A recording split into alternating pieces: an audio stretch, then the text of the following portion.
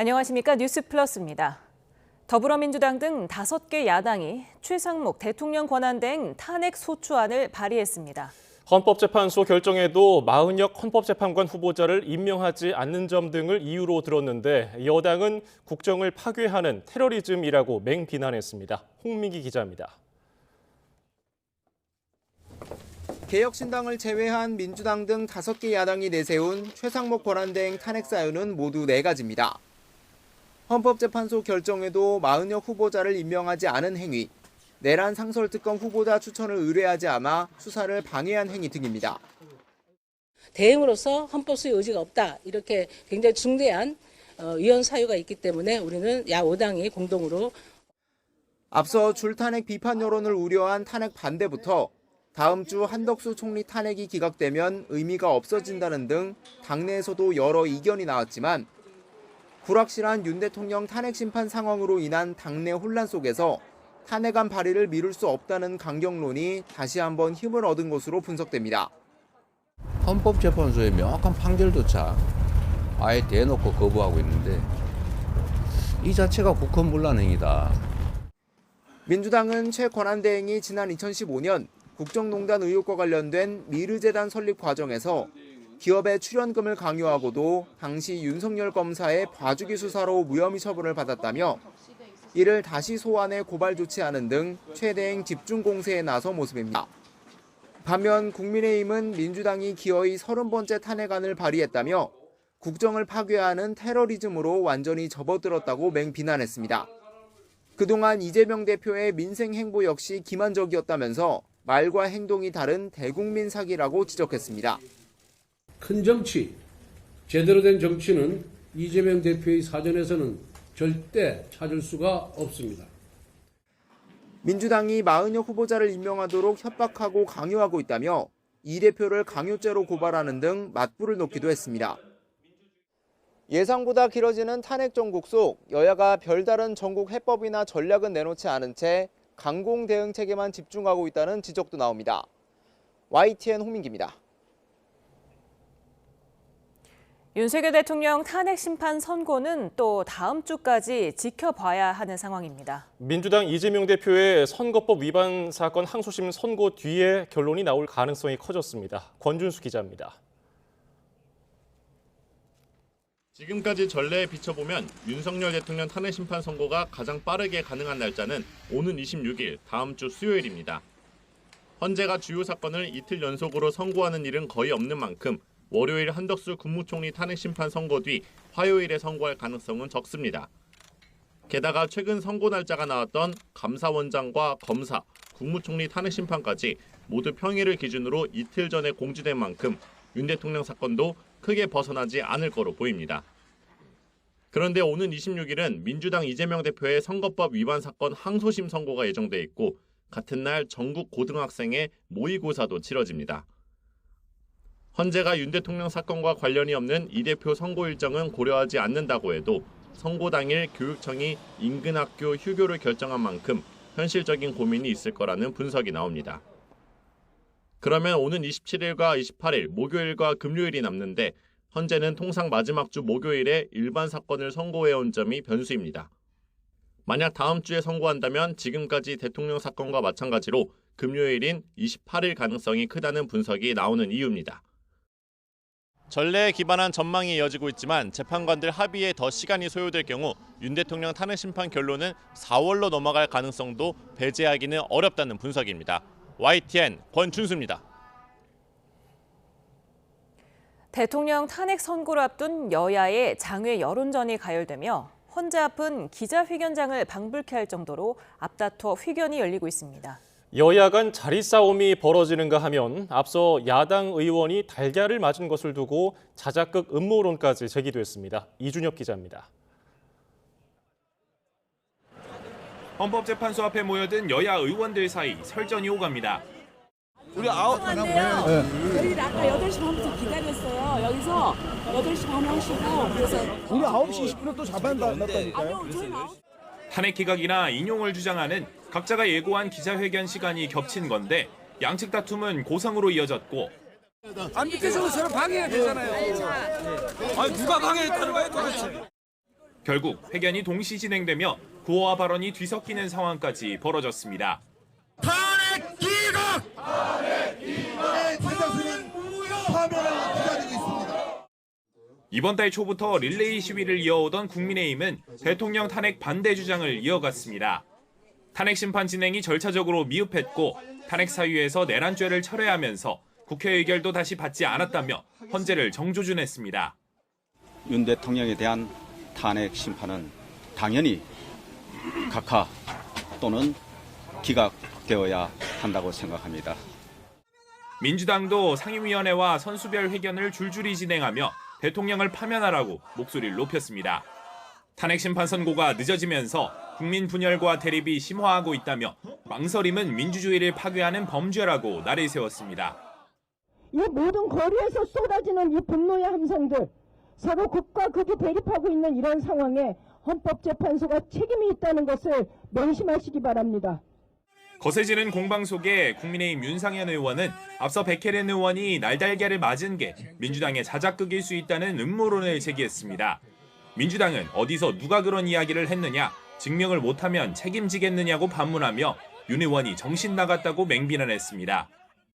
탄핵 정국이 장기화하면서 여야의 장외투쟁도 강경 일변도로 흐르고 있습니다. 거친 언행이 오가면서 정치가 희화화되고 있다는 비판도 적잖은데 탄핵 선고 지연으로 국민의 불안감이 커지고 있다는 지적도 나옵니다. YTN 이준엽입니다.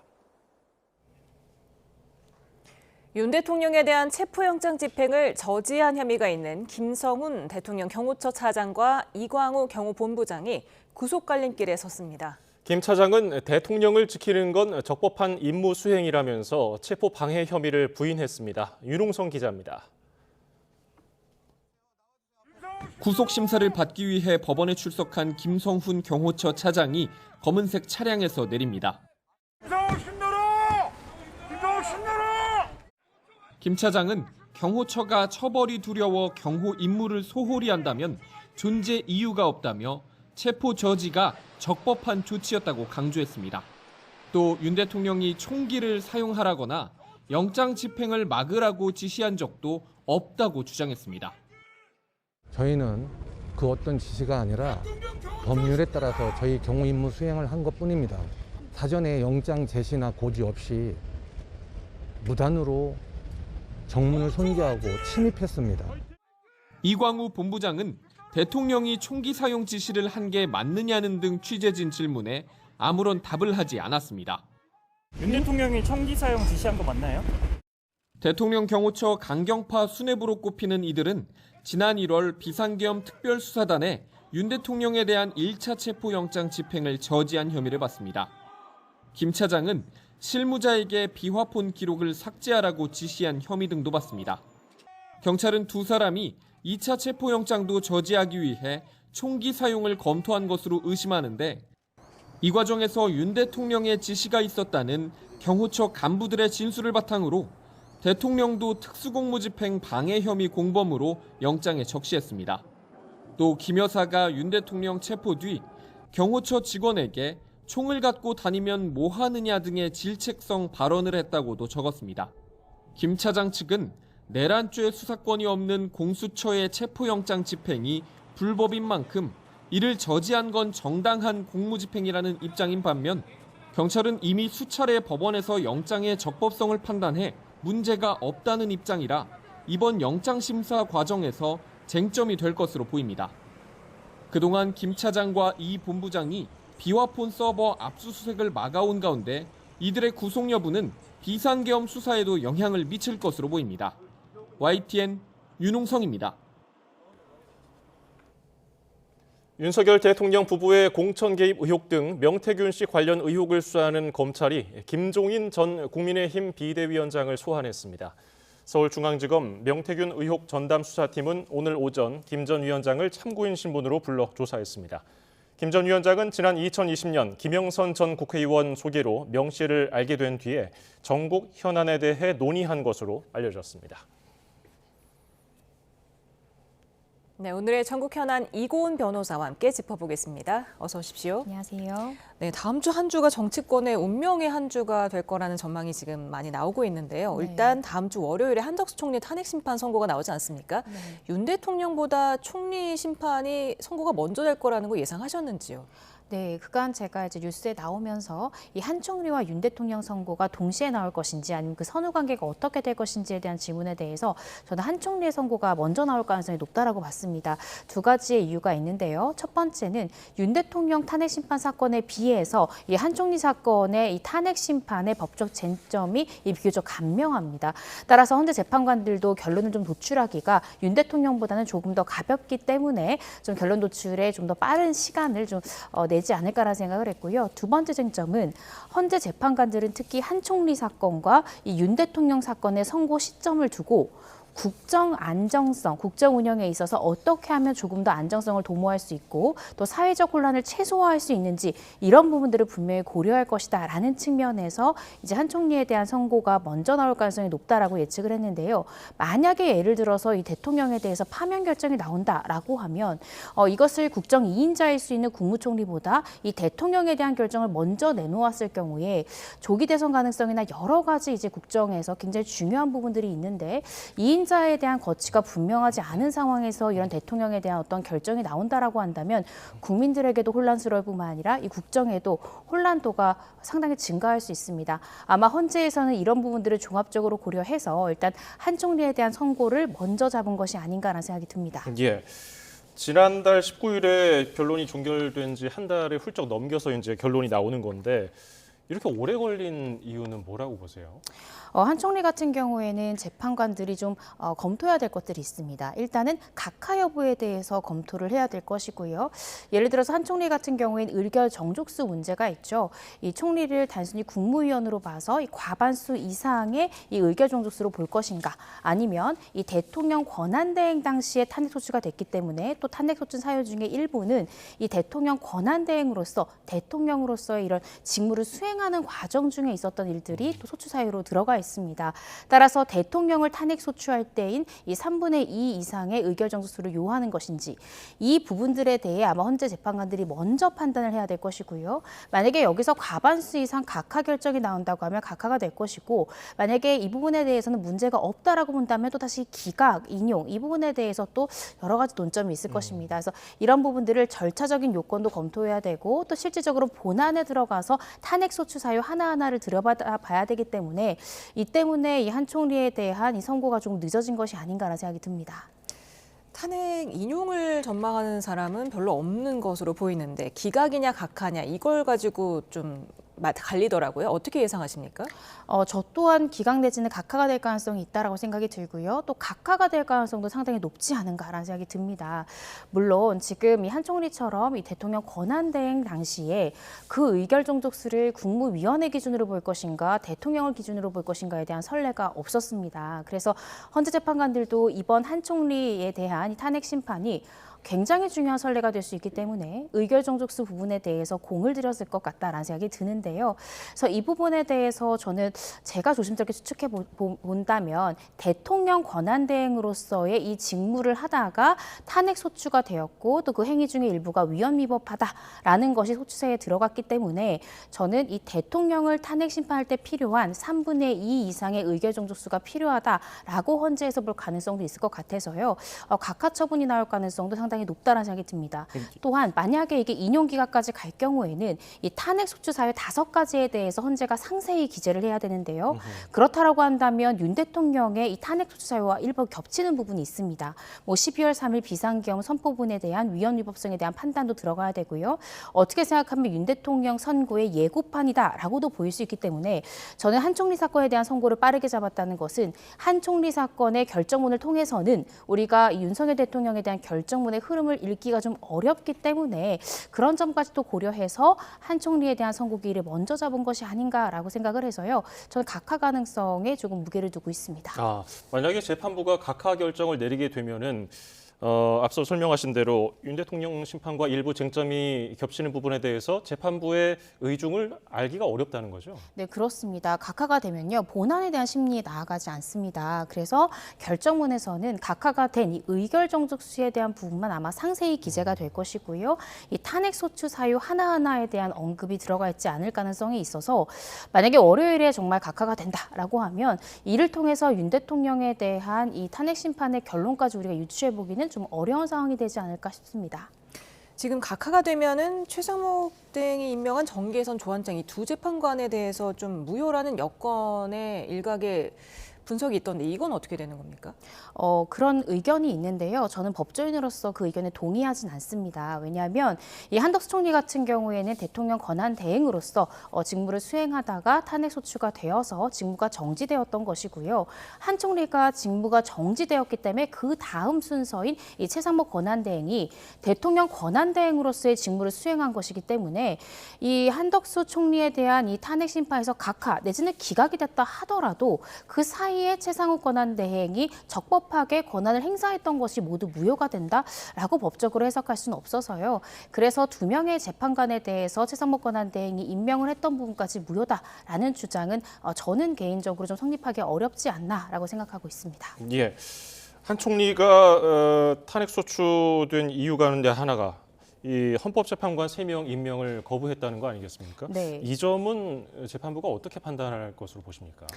제가 아까 말씀드렸듯이 처음에 이제 각하 여부 판단, 의결 정족수라는 굉장히 중요한 쟁점이 있고요.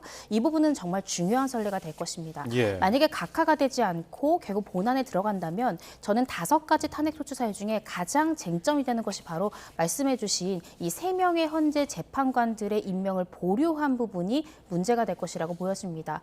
일단 헌재에서는 국회 측과 최상목 권한대행 측과의 이 권한쟁의 심판을 통해서 최상목 권한대행이 여와 야의 합의가 없다라는 이유로 마은혁 헌재 재판관을 임명을 보류한 부분에 대해서 위헌의 소지가 있다라고 분명히 판단을 했거든요. 그리고 그 판단이 나온 지가 그리 오래되지 않았습니다. 예. 그렇다라고 한다면 1명도 아니라 3명의 재판관에 대한 임명을 보류했고 당시 한 총리는 이 여야 간 합의가 좀 없다라는 이유로 이제 임명을 보류했었거든요. 그렇다라고 한다면 이 권한쟁의 심판을 통해서 우리가 읽을 수 있는 헌재 재판관들은 위헌의 소지가 있다라고 판단할 것입니다. 그런데 그러한 위헌성이 과연 파면 결정을 할 만큼 중대한 것인가 이 부분에 대해서 재판관들이 판단이 갈릴 수 있다라고 보여져서요. 기각 여부를 결정할 때는 바로 이 헌재 재판관들이 미임명한 부분이 가장 중요한 분수령이 되는 쟁점이지 않을까라고 조심스럽게 추측을 해봅니다. 네, 지금 윤 대통령 탄핵 심판 선고는 다음 주 금요일 28일에 선고될 것이다. 이런 분석들이 좀 힘을 얻고 있는 것 같은데 어떻게 보십니까? 예, 정말 윤 대통령 선고기일에 대해서 저도 여러 차례 예측을 했지만 그 예측이 많이 빗나가기도 해서 그 예측을 한다는 게 참 어렵기는 한데요. 그렇지만 4월에는 이제 2명의 재판관들의 임기가 끝납니다. 그래서 저는 3월 안에는 헌재 재판관들이 윤 대통령에 대한 선고를 내놓지 않을까라는 생각이 들어서요. 월요일에는 한덕수 국무총리의 선고가 있습니다. 선고, 한덕수 총리에 대한 선고가 또 가져올 파장이 만만치 않기 때문에 같은 날 윤 대통령에 대한 선고기일 지정까지 하기는 조금 어렵지 않나라는 생각이 들어서요. 빠르면 화요일에 윤 대통령에 대한 선고기일 지정이 될 것이고 그렇다라고 그런 전제라고 한다면 보통은 선고기일을 2, 3일 전을 앞두고 지정이 되기 때문에 만약 화요일에 윤 대통령에 대한 지정이 나온다라고 하면 목금 그중에서도 금요일이 될 가능성이 조금 더 높지 않을까 저도 개인적으로 추측을 하고요. 특히 2, 3일의 시간이 반드시 필요한 것은 경찰에서도 이제 가포 명령 등 준비해야 될 부분들이 굉장히 많습니다. 또 인근 산정에서도 이 선고기일이 지정되면 그날은 또 휴업을 하겠다라고 이야기하고 있는 상점 주인들도 있어서요. 이런 좀 준비 상황들의 시간이 다소 걸릴 것이기 때문에 하루 전에 급하게 선고기일을 지정하거나 하는 것보다는 2, 3일 정도의 그런 여유를 가지고 윤 대통령에 대한 선고기일 지정을 하지 않을까 싶습니다. 예. 한덕수 총리 탄핵 심판의 경우 앞서서 국회 의결 정족수 문제가 아주 중요한 선례가 될 거라고 말씀해 주셨는데 이게 중요한 이유가 최상목 대통령 권한대행 탄핵소추안이 국회에서 이게 발의됐기 때문에 이 점에도 영향을 줄 수 있기 때문이 아닌가요? 네, 그렇죠. 이 최상목 권한대행 같은 경우에도 또다시 이런 문제에 봉착하게 됩니다. 이 표결 과정에서 의결 정족수를 이 한 총리 때처럼 그냥 국무위원으로 봐서 과반수로 봐야 되는 것인지 아니면 3분의 2 이상의 의결 정족수가 필요하다라고 봐야 되는지 이런 상황에 동일하게 이제 봉착할 수밖에 없기 때문에 아마 월요일에 한덕수 총리에 대한 현재 결정문이 나오면 그런 것들까지도 국회의장은 모두 고려해서 의결 정족수를 적용하지 않을까라는 생각이 들고요. 또 한 총리가 만약에 기각 내지는 각하가 된다라고 하면 그 시간부로 바로 복직을 하는 것 아닙니까? 예. 그렇게 된다라고 하면 그 상황에서 그러니까 더 이상 대통령 권한대행이 아닌 상태에서 이 최상목 권한대행이 그 탄핵소추가 되는 것이 않습니까? 그럼 국무위원이랑 또 일반 의결 정족수를 또 적용해야 되는 것이 아니냐 이렇게 조금 더 세부적인 쟁점이 나올 수 있을 것 같은데요. 이 모든 것은 사실은 한 총리에 대한 결정문, 즉 의결 정족수를 어떻게 적용할 것인가라는 헌재 판단이 먼저 나와야 되고 또 두 번째는 이 한 총리에 대해서 파면을 할 것인지 아니면 기각 내지는 각하를 할 것인지에 따라서 이 탄핵소추됐을 때 당시에 이 최상목 권한대행의 신분이 다시 이전의 신분으로 돌아가는지 대통령 권한대행의 신분을 유지하는지 이것 또한 또 굉장히 중요한 쟁점이 될 것 같습니다. 네, 다음 주 수요일에는 또 이재명 대표의 선거법 2심 선고가 있습니다. 아무래도 네. 이재명 대표 선고 이후에 윤 대통령 탄핵 심판 선고가 나올 가능성이 높아 보이는데 이게 어떤 의미가 있을까요? 사실은 그 두 사건은 전혀 다른 사건이죠. 이재명 대표 사건 같은 경우에는 형사 소송이고 또 이제 윤 대통령 같은 경우에 헌법 소송입니다. 소송의 종류 자체도 다르고요. 그 재판을 받고 있는 대상자도 이재명 대표, 윤석열 대통령 각기 다른 재판입니다. 그래서 저는 어떤 헌재가 이재명 대표의 이 2심의 결론을 보고자 이렇게 선고일이 늦어졌다 이렇게 생각하지는 않고요. 다만 어떻게 생각하면은 만약에 다음 주에 윤 대통령에 대한 선고가 나온다라고 한다면 정말 다음 주는 이재명 대표에 대한 이 정치 어떻게 생각하면 정치적 생명을 결정할 수 있는 또 중요한 항소심의 결론도 나오고 또 윤 대통령에 대한 이 탄핵 심판 결론까지 나오기 때문에 정말 사법의 이 슈퍼위크다라고 불릴 만큼 중요한 결론이 많이 나오는 건데요. 이 두 가지 사건은 직접적인 영향을 서로 가지지는 않을 것 같다. 또 이 때문에 어떤 헌재에서 윤 대통령에 대한 선고기를 일부러 지연시키거나 그런 것도 아니지 않을까라고 개인적으로 생각을 해봅니다. 예. 한덕수 총리 탄핵 심판 선고와 또 같은 때 이 윤 대통령 내란 혐의 형사재판 2차 준비 기일이 진행되지 않습니까? 네. 이때 뭐 병합이라든지 이런 것도 결정되는 날이라고 봐야 될까요? 네, 그렇습니다. 많은 분들 기억하시겠지만 윤 대통령에 대한 구속 취소 신문 기일이 1차 공판 준비 기일과 동일한 날에 이루어졌습니다. 그때 당시에 이제 뭐라고 이 피고인 측, 윤 대통령 측 변호인이 이야기했냐면 증거 기록이 7만 페이지가 넘는다. 그래서 이것들을 아직 다 우리가 숙지를 못해서 증거에 대한 의견을 밝히거나 우리의 구체적인 예를 들어 혐의 사실에 대한 인정, 부인 이 부분에 대한 정확한 입장을 밝히기가 어렵다라면서 속행을 구했습니다. 그래서 2차 준비 기일이 이제 잡히는 건데요. 그런데 그간 이 피고인인 윤 대통령 측 변호인은 증거 기록을 상당히 꼼꼼히 검토한 것 같습니다. 그 검토하는 과정 중에 뭐 중앙지법으로 영장을 청구했다가 뭐 기각됐다 뭐 여러 가지의 증거들이 사실은 그 수사 기록들을 검토하는 과정 중에 나온 것이거든요. 그래서 다음 주에 있을 윤 대통령에 대한 이 2차 이 공판 준비 기일 때는 조금 더 내실이 있는 기일이 될 것 같습니다. 각 범죄 사실마다 윤 대통령 측의 구체적인 혐의 사실 인부가 나올 것이고요. 또 증거 부분에 대한 구체적인 이 변호인들의 의견을 제시할 것이고요. 또 정말 중요한 것이 앵커님이 지적해 주신 것처럼 이 김용현 전 장관이랄지 이 다른 공범들의 재판과 병합시킬지 이 부분에 대해서 재판부에서는 또 심도 있게 볼 것 같은데요. 왜 이것이 중요하냐면 현재 윤 대통령과 함께 지금 재판을 받고 있는 공범 중에 이 김용현 전 장관 등의 경우에는 모두 구속 상태입니다.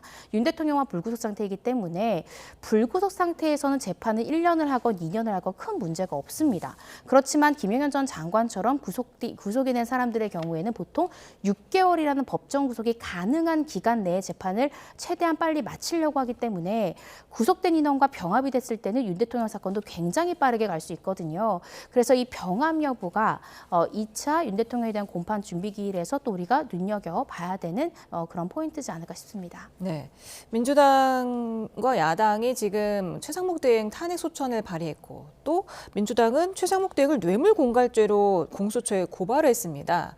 그러자 이제 국민의힘이 민주당이 최상목 대행을 고발한 건 강요죄에 해당한다 이러면서 또 법적 조치를 예고했거든요. 강요죄. 어떻게 해당한다고 보십니까? 저는 강요죄까지 해당한다라고 법조인으로서는 보지 않고요. 강요죄라면 이제 폭행 또는 협박으로 의무 없는 일을 강요하게 하는 것인데요. 지금 최상목 권한 대행에 대해서 여와 야에서 여러 가지 정치적 공방을 오가고 있고 고발이랄지 강요랄지 여러 가지 주장들이 오가고 있지만 가장 중요한 것은 국민들이 굉장히 혼란스럽다라는 점입니다. 지금 최상목 권한 대행이 권한 대행을 하고 있는 상황 속에서 또 한 총리가 다시 돌아올지 여부도 굉장히 불명하고 또 윤 대통령에 대한 헌법 재판의 이 결과도 나오지 않은 상황이기 때문에 이러한 정치적인 공방이 이렇게 법원으로까지 비화되고 또 수사기관까지 비화되는 부분에 대해서는 좀 주의가 필요하지 않나라는 생각이 듭니다. 예. 민주당은 또 공수처에 뇌물 강요 혐의로 지난 2015년도 일을 꺼내 들면서 고발을 했는데 이게 당시에 국정농단 수사 특검팀은 최 대행이 관련 혐의가 없다고 봤거든요. 이걸 다시 불기소한 사건을 다시 가져와서 이렇게 고발하면은 다시 수사가 이루어지고 기소될 가능성도 있습니까? 불기소된 사건이라고 하더라도 사건이 제기될 수 있습니다. 그 같은 사건에 대해서 어떤 중요한 증거나 이런 것들을 추가로 제출을 하면서 재기 신청을 할 경우에는 다시 수사할 수는 있는데요. 그런데 보통 수사기관에서는 한번 불기소한 사건에 대해서는 다시 고발한다 하더라도 각하 내지는 불기소하는 경우가 굉장히 많습니다. 그래서 어떠한 자료들을 보완을 해서 다시 재차 고발을 했는지 이 부분이 중요할 것 같고요. 그런데 불기소가 됐다라고 하더라도 언제든지 다시 수사는 시작될 수 있고 또 수사기관 스스로도 어떤 중요 증거를 인지해서 알게 된 경우에는 또 사건을 다시 되살릴 수도 있거든요. 그래서 수사는 가능하다. 그렇지만 통상의 경우에는 이미 불기소된 사건은 다시 또 기소가 되기는 굉장히 어렵다라고 이해하시면 될 것 같습니다. 네, 앞서 말씀드렸듯이 이재명 대표 공직선거법 2심 선고가 다음 주 수요일에 나오고 있는데요. 1심 판결이 만약에 유지돼서 계속 대법원에서까지 확정이 된다면 향후 10년간 대선 출마가 불가능해진 상황 아닙니까? 네, 그렇습니다. 때문에 이재명 대표도 굉장히 고심이 깊을 것 같습니다. 물론 2심에서 예를 들어서 집행유예 판결이 그대로 선고된다 하더라도 당연히 3심까지 갈 것입니다. 또 내지는 만약에 전부 무죄가 난다고 하면 또 검찰이 상고를 할 것이기 때문에 사실 이재명 대표에 대한 공직선거법 위반 사건에 대해서는 이번 항소심 결론으로는 저는 끝나지 않을 것 같습니다. 그런데 문제는 이제 공직선거법상 이 공직선거법 위반 사건은 어떻게든 훈시 규정이다라고 보이긴 하지만 633이라고 하죠. 이 대법원에 가더라도 3개월 안에 사건을 마무리하도록 규정되어 있습니다.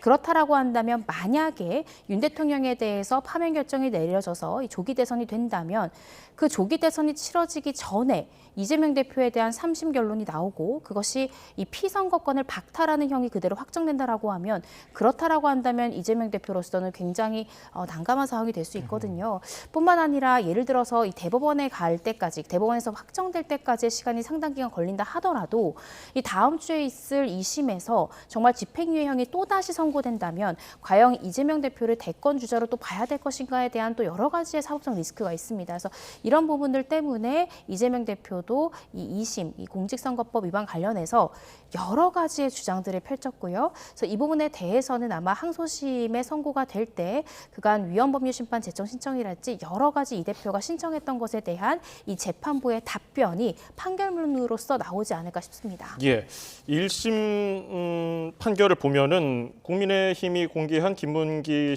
전 처장과 골프 쳤다는 그 사진은 조작됐다. 이 점은 뭐 유죄로 됐고 또 백현동 용도 변경을 안 해주면은 직무유기로 협박했다는 점도 유죄로 인정됐고 그리고 성남시장 재직 시에 김문기 씨를 몰랐다는 것은 무죄가 나왔거든요. 2심에서는 어떤 점이 쟁점이 될 거라고 보십니까?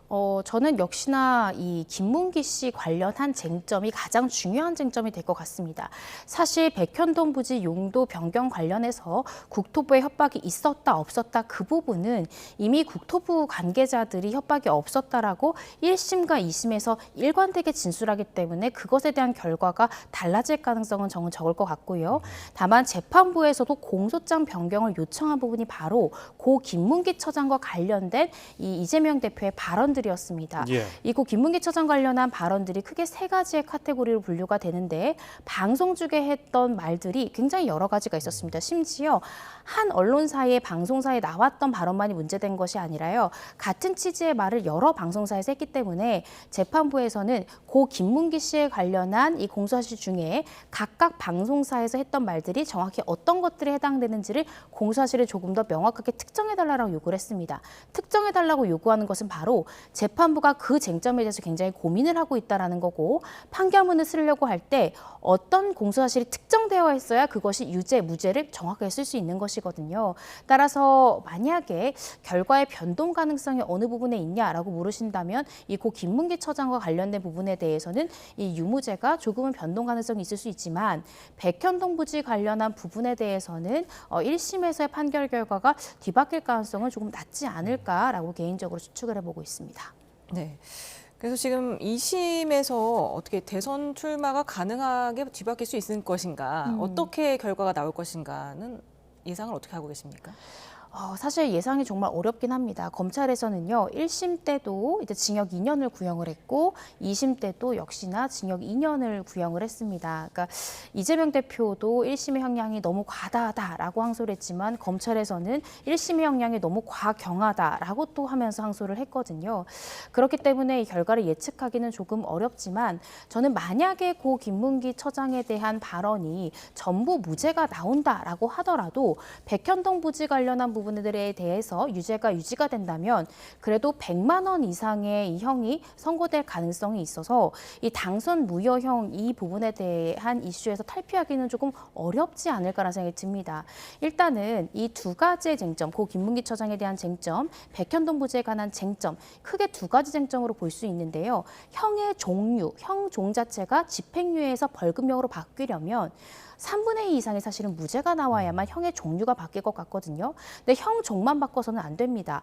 벌금형으로 바꾼 다음에 또 100만 원 미만으로 만들어야 되는데 1심에서 이미 집행유예라는 굉장히 높은 형을 받았기 때문에 이것을 설사 고 김문기 처장에 대해서 전부 무죄가 받는다고 하더라도 100만 원 미만의 벌금형으로 떨어질까? 이 부분에 대해서는 좀 그럴 가능성이 낮을 수 있다라는 생각이 개인적으로 듭니다. 예, 앞서서 재판부는 검찰에 공소장 변경을 요구했는데 어떤 점을 요구했는지 하고 이게 어떤 영향을 줄지도 좀 설명해 주실까요? 네, 이 공소사실을 조금 더 명확하게 특정을 해달라고 재판부에서는 성명권을 발동을 한 겁니다. 재판부가 어떤 사건에 대해서 판단을 하려고 하는데 좀 모호한 부분이 있고 또 확인하고 싶은 부분이 있을 때 재판부는 성명권을 발동을 하는데요.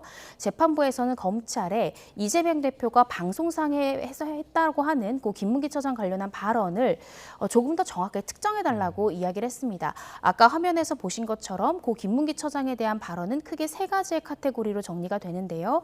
여러 방송사에서 이재명 대표가 여러 가지 발언을 했기 때문에 각 발언들이 고 김문기 처장 관련한 이 세 가지의 카테고리 중에 어떤 것에 해당하는지를 조금 더 정확하게 특정을 해달라는 겁니다. 정확하게 특정을 해야만 각 발언별로 유죄인지 무죄인지를 좀 더 재판부가 정확하게 판단을 내놓고자 하는 것인데요. 근데 또 일각에서는 공소장 변경을 요청했다는 것 자체가 재판부가 공소사실 자체가 불특정됐다는 이유로 무죄를 쓰려고 하는 것이 아니냐라는 이야기도 있습니다. 그렇지만 이 재판부에서 공소장 변경 요청하는 것은 굉장히 흔한 일입니다. 저도 이제 의뢰인들의 사건을 변론하다 보면 재판부에서 검찰의 공소장에 대해서 좀 더 변경을 해달라든지 정확히 특정해달라는 요구는 굉장히 통상적이고 빈번하게 일어나는 거라서 그것만으로 어떤 이 공소장 변경 요구가 곧 해당 부분이 무죄다. 이렇게까지도 비약하기는 좀 어렵지 않을까라는 생각이 듭니다.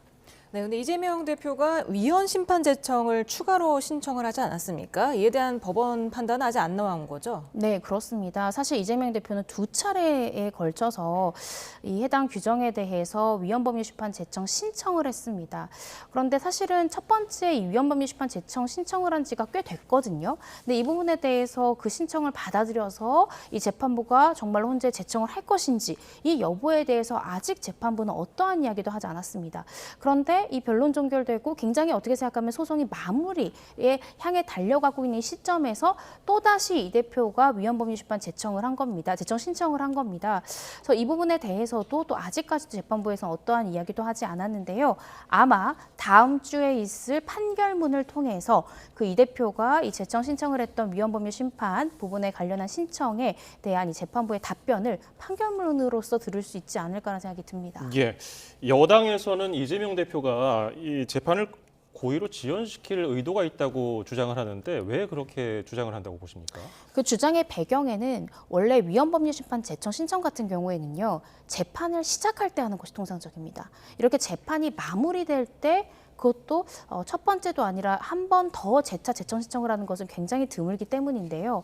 왜냐하면 이 해당 법률 규정이 위헌법률심판 제청이 되면 그 재판 자체가 중단되지 않습니까? 예. 따라서 내가 지금 혐의를 받고 있는 법률 자체에 위헌적 소지가 있다라고 느끼는 당사자들은 보통 그 재판이 시작할 무렵에 제청 신청을 하는 것이 통상적이고 이재명 대표도 변호사 자격을 가지고 있기 때문에 그런 부분에 대해서 충분히 알 것이라고 봐서 그래서 여권에서는 한 번도 아니라 두 번째 또 심지어 재판이 막바지로 가는 상황에서 위헌법률심판 제청 신청을 재찬했던 것은 이 재판 절차 자체를 좀 고의적으로 지연시키고자 하는 의도가 아니냐라는 의혹을 제기하는 것 같습니다.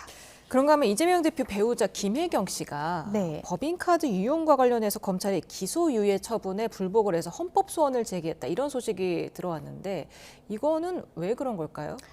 보통 이제 기소유예를 검찰에서 내린 경우에 당사자가 내가 그 범죄 사실 자체를 인정한 것이 아니라 나는 그렇게 법인카드 예를 들어 유용한 적이 없다라고 부인했음에도 불구하고 검찰이 정확히 무혐의 처분을 한 것이 아니라 기소유예라는 불기소긴 하지만 혐의 사실이 인정된다라는 어떻게 생각하면 이제 애매한 처분을 내렸을 때 이 기소유예 처분 자체를 취소해달라는 취지로 헌법소원을 내곤 합니다. 아마 이 김혜경 씨는 자신은 이 법인카드 유용 관련해서 혐의점이 없음에도 불구하고 검찰에서 마치 혐의가 인정되는 것처럼 기소유예 처분한 것에 불복을 해서 취소를 구하고자 이런 절차에 나아간 것이 아닌가라는 생각이 들고요. 아마 이 부분에 대해서는 혐의 사실 자체가 없다라고 주장했는데 검찰에서는 일단 있다라고 봤다는 것 자체에 대한 불만 제기가 아닐까라는 생각이 듭니다. 예. 자, 이런 가운데 이재명 대표 오늘 그 대장동 민간업자들 재판에 증인으로 출석을 하지 않아서 재판이 6분 만에 종료가 됐는데 재판부가 다음 주 월요일에도 안 나오면은 과태료 결정을 검토하겠다고 했거든요. 구체적으로 어떤 내용입니까? 네, 모든 국민은요, 이 재판부가 증인으로 부르면 출석을 해야 됩니다. 그것이 어떤 직급과 그런 것들과는 정말 무관하게 정말 재판부에서는 이 증인 채택을 아무나 하는 것이 아닙니다. 이 당사자가 신청을 하더라도 재판부에서는 채택하지 않을 수도 있는데요. 그 증인을 채택했다라는 것은 해당 재판을 하기 위해서 심리를 하기 위해서 굉장히 중요한 또 증인이라는 것이거든요.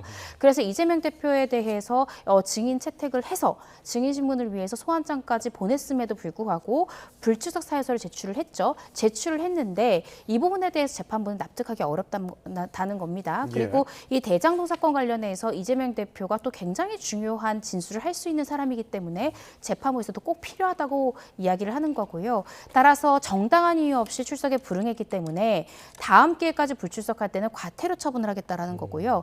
과태료 처분은 한 번만 할 수 있는 것은 아닙니다. 예를 들어서 한 번 더 불렀는데 안 나올 경우 과태료 처분할 수 있고요. 그 다음번에도 불출석했을 때는 과태료를 올리는 방식으로 과태료 처분을 중복해서 할 수 있습니다.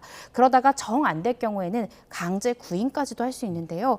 그렇지만 이 강제 구인까지 하는 상황까지는 이 대표가 만들지 않지 않을까 싶고요. 사실은 이재명 대표도 이 대장동 관련한 재판을 스스로도 받고 있기 때문에 증인으로 설사 출석한다 하더라도 자신의 형사사건과 관련한 진술은 또 증언을 거부할 수 있거든요. 그래서 증인으로 나간다 하더라도 충분히 증언 거부권을 행사할 수 있음에도 불구하고 출석하지 않는 이유는 또 이 재판에 증인으로 나갔다는 것이 정책 메시지가 될 수 있고 그것이 이 대표에겐 좀 불리한 부분들도 있다라는 여러 가지의 판단 하에 일단은 이 증인으로의 출석을 좀 보류하고 불출석 사유서를 낸 것이 아닌가 싶고요. 그럼에도 과태료까지 재판부가 언급했다는 것은 분명히 이재명 대표의 일단 증언 부분은 우리가 분명히 듣겠다라는 의지의 표명으로 들립니다. 재판부가 이 대표 증인 신문 날짜를 총 6차례 기일로 잡았던데 만약에 나가지 않으면 과태료가 어느 정도 나오게 됩니까? 그것은 재판부가 결정하기 나름인데요. 보통 500만 원 이하의 과태료 처분이 나오는 것이 통상적입니다. 첫 번째 불응했을 때는 100만 원, 두 번째는 200만 원, 300만 원 이렇게 그 과태료의 액수를 높이는데요. 예를 들어 100만 원과 200만 원이 부과됐다고 할 경우에는 300만 원, 총 합해서 300만 원의 이 과태료를 내야 되는 그런 중복적으로 계속해서 과태료 처분을 내릴 수 있고요. 아까 말씀드렸듯이 이 부분에 대해서 만약에 불응을 계속한다라고 하면 그렇다라고 한다면 결국에는 강제 구인 절차로 나갈 수 있는데 그런데 사실은 저도 공판검사로서 검사 생활을 하면서 증인들에 대한 과태료 처분은 굉장히 빈번하게 일어납니다. 특히 사실은 직접적인 피해자가 아니라고 하면 어떤 사건의 목격자들은 굳이 법원에 나와서 증언하고 싶지 않지 않습니까? 그럼 생업 등을 이유로 불출석 사유서를 제출하는데 그러한 불출석 사유서는 이 재판부에게서는 이렇게 받아들여지지가 않습니다. 그래서 과태료 처분을 하는 것은 또 굉장히 또 일반적이고 흔히 볼 수 있는 것이지만 강제 구인까지 나서는 것은 굉장히 이례적이고 정말로 드문 예기 때문에 그 절차까지는 가지 않지 않을까라는 생각이 듭니다. 네, 그런가 하면은 대통령 경호처 김성훈 차장 그리고 이광호 경호본부장이 구속 전 피의자 신문에 출석하지 않았습니까? 네. 결과는 어떻게 예상하시는지요? 그 결과를 예상하는 게 정말 어렵습니다. 그래서 저도 오늘 영장 실질 심사가 어떻게 나올 것인가를 계속 지켜보고 있는데 왜 그런가 하면 일단은 이 두 가지의 쟁점이 굉장히 큰 분수령이 되지 않을까 싶은데요. 첫 번째는 과연 구속영장을 발부할 만큼 그 혐의 사실이 소명됐는가 이 부분은 검찰에서 여러 차례 영장을 반려하면서 이 김성훈 차장에 대해서 이 공무집행 방해를 한다는 고의성 부분의 입증이 부족하다고 했고요. 이 부당하게 인사조치했다라던가 비아폰을 삭제하도록 지시했다라는 것에 대한 관련자들의 진술이 서로 엇갈린다. 즉 아직까지는 그 혐의 사실에 대한 소명, 입증이 부족하다라고 했습니다. 그런데 저희는 아직 그 증거 기록이나 수사 기록을 볼 수가 없으니 이 간단한 보도 내용만을 보고 과연 이것이 소명될 정도의 증거가 현출됐는가를 판단하기가 좀 어려울 것 같거든요. 그래서 그러한 이유로 결과를 예측은 좀 어렵지 않나라는 생각이 들고요. 두 번째 또 쟁점은 아마 증거인멸의 우려일 것입니다. 증거인멸할 우려가 아마 김성훈 차장은 없다라고 주장할 것이고요. 그 이유는 이미 상당히 많은 관련자들의 진술을 확보했을 뿐만 아니라 이 김성훈 차장 같은 경우에 자진 출석해서 또 진술한 부분들이 있기 때문에 증거를 인멸할 우려가 적다라고 주장을 할 거고 그런데 수사기관에서는 현재 김성훈 차장이 윤 대통령 옆에서 24시간 경호를 한다라는 말은 자신에게 불리한 진술을 한 경호처 하부 직원들과 24시간 같이 생활한다라는 것인데 그러면 그 참고인들에 대한 진술을 회유할 수 있는 가능성이 높지 않느냐. 구속을 시켜서 회유를 차단시켜야 된다라고 주장할 가능성이 있거든요. 그래서 그 두 가지 쟁점이 김성훈 차장에 대한 구속영장 발부 여부에 중요한 쟁점이 되지 않을까 싶습니다. 예, 오늘 말씀 여기까지 듣죠. 이고은 변호사였습니다. 고맙습니다. 감사합니다.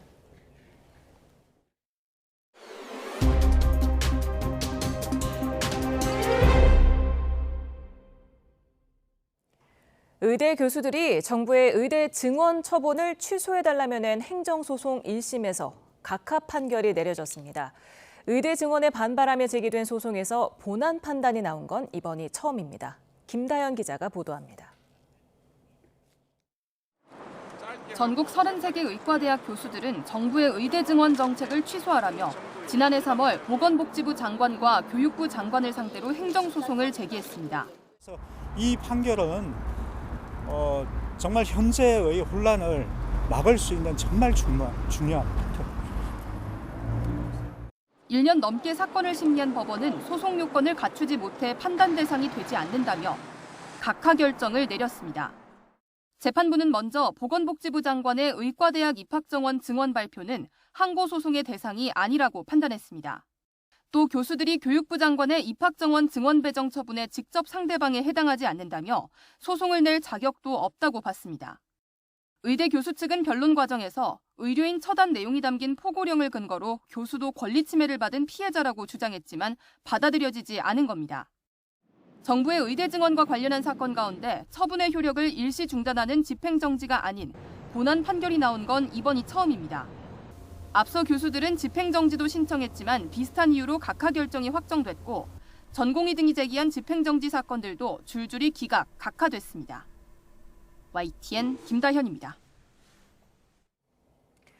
오늘부터 다음 주까지 차례대로 각 대학이 의대생 복학 시한을 마감하는 가운데 전국 의과대학 학장들이 학생들에게 거듭 복귀를 호소했습니다. 한국의과대학 의학전문대학원협의회 KAMC는 전국 의과대 학생들에게 서신을 통해 오늘 등록 마감하는 대학에서 등록과 복학에 유의미한 기류 변화가 있다며 상당수 학생이 복귀하고 있다고 강조했습니다. 이어 복귀한 학생은 철저하게 보호할 거라며 등록을 주저하는 학생은 더는 미루지 말기를 당부한다고 강조했습니다. 의대생 복귀 시한이 임박한 가운데 김태구 의사협회장이 사직 전공의와 학생들의 결정을 존중하고 앞으로 그들의 선택을 존중할 거란 입장을 표명했습니다. 김 회장은 오늘 의사들에게 보낸 서신에서 사직 전공의와 학생뿐 아니라 각계각층의 의견을 듣고 있고 정확한 상황을 이해하고 있다며 이같이 밝혔습니다. 다음 주 월요일로 예정된 토지거래 허가구역 확대 지정을 앞두고 서울 강남 일대에서는 혼란이 이어졌습니다. 부동산에는 갭 투자 물건을 주말 안에 팔아달라며 호가를 낮춘 집주인들과 또 낮은 가격을 노린 매수자들의 문의가 쇄도했습니다. 박기환 기자가 다녀왔습니다. 서울 잠실에서도 대장 아파트로 꼽히는 리센츠. 토지거래 허가 구역에서 해제되고 한 달 반 만에 전용 84제곱미터 기준 집값이 6억 원 가까이 뛰었습니다. 하지만 당장 24일부터 다시 규제에 묶인다는 소식에 호가는 급격히 주저앉았습니다. 32억 내외에 이렇게 이제 호가가 올라갔었는데 30으로 내렸다 29억, 지금 28억 5천 이런 식으로 지금 내려가고 있는 상황이에요. 전세 같은 걸 끼고 이렇게 매매하려는 이제 매물들이 거의 한 반 정도 된다고 보면. 전세를 끼고 부동산을 거래하는 갭 투자에 막차를 타려는 매수 문의도 쏟아졌습니다. 토지거래 허가제는 일정 기간 실제 거주 목적을 확인받아야 하는 만큼 갭 투자가 원천 봉쇄됩니다. 지난달 잠실과 대치동 등이 토호구역에서 해제된 뒤 서울 강남 3구 아파트값이 7년여 만에 가장 큰 폭의 오름세를 나타낸 것도 투기 목적의 갭 투자가 몰렸기 때문입니다. 서울시와 정부가 다시 칼을 빼들면서 이번에는 규제에서 비껴있던 서초구와 용산구까지 도마 위에 올랐습니다. 최근까지 신고가 행진이 이어진 이곳 반포레미안 원베일리도 토지거래허가 규제를 받게 되면서 5억 원 이상 떨어진 급매물이 쏟아졌습니다. 해당 지역 주민은 이번 규제에 대한 불신을 나타내기도 했습니다. 국가 정책이 자꾸 왔다 갔다 하니까 좀 시간이 지나봐야 알 수 있을 것 같은데 어쨌든 한 달여 만에 뒤집힌 토어제, 정책 신뢰성 자체가 흔들렸다는 평가 속에 시장의 혼란은 한동안 계속될 전망입니다. 시장에 대한 규제가 있을 거라고 생각을 하고 있었고 혼란이 있을 거라고 생각을 합니다만은 조금 시간이 걸리긴 할 거라는 생각도 들고요. 여기에 강남 3구 진입을 기다리던 자금이 결국 성동과 노원, 강동 등 다른 지역으로 쏠려 집값을 끌어올릴 수 있다는 우려도 제기됩니다. YTN 박견입니다. 오세훈 서울시장의 핵심 참모진이 토지거래 허가구역 해제 및 재지정 과정에서의 논란에 책임을 지고 사의를 표명했습니다. 박형수 정책특보와 이종현 민생소통특보는 오 시장에게 토어제 관련 논란에 책임을 지고 사퇴하겠다는 입장을 전달했습니다. 서울시 관계자는 아직 사표 수리는 되지 않은 상황이라고 말했습니다. 올해 2분기 전기요금이 현재 수준에서 동결됩니다. 한전은 올해 2분기에 적용할 연료비 조정 단가를 현재와 같은 킬로와트 시당 5원으로 유지한다고 밝혔습니다. 최근 3개월간 연료비가 하락하는 추세여서 한전은 4.2원 내려야 한다고 했지만 산업부는 한전의 재무 상황이 여전히 심각하고 전기요금에서 큰 부분을 차지하는 전력량 요금의 미조정액이 상당한 점을 고려해 5원 유지를 통보했습니다. 미국 에너지부가 한국을 민감 국가로 지정한 데 대해 미국이 절차에 따라 문제를 해결할 수 있도록 협력하기로 했습니다.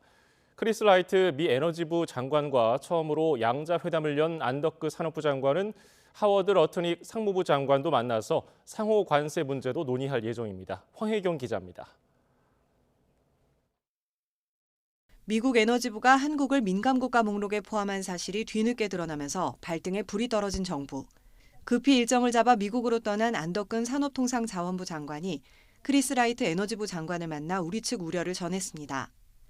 미국 측은 보안상의 문제일 뿐 양국 협력에는 문제가 없다고 밝혔지만 목록이 발효되면 미국과의 원자력이나 인공지능 등 첨단 기술 협력이 제한될 수 있기 때문입니다.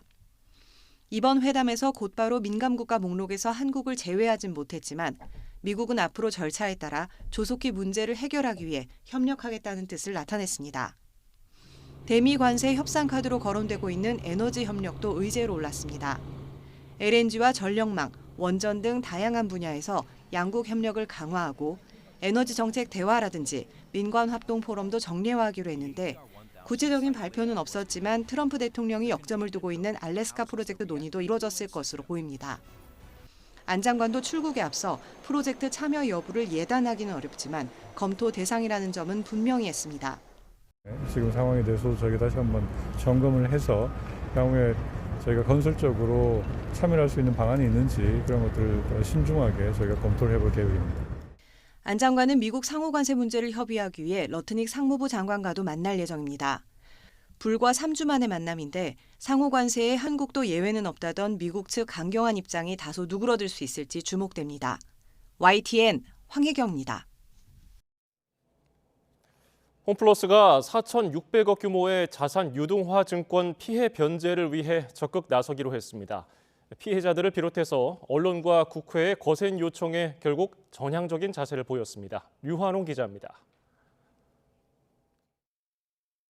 당장 피해자들의 피 같은 돈을 반환하라!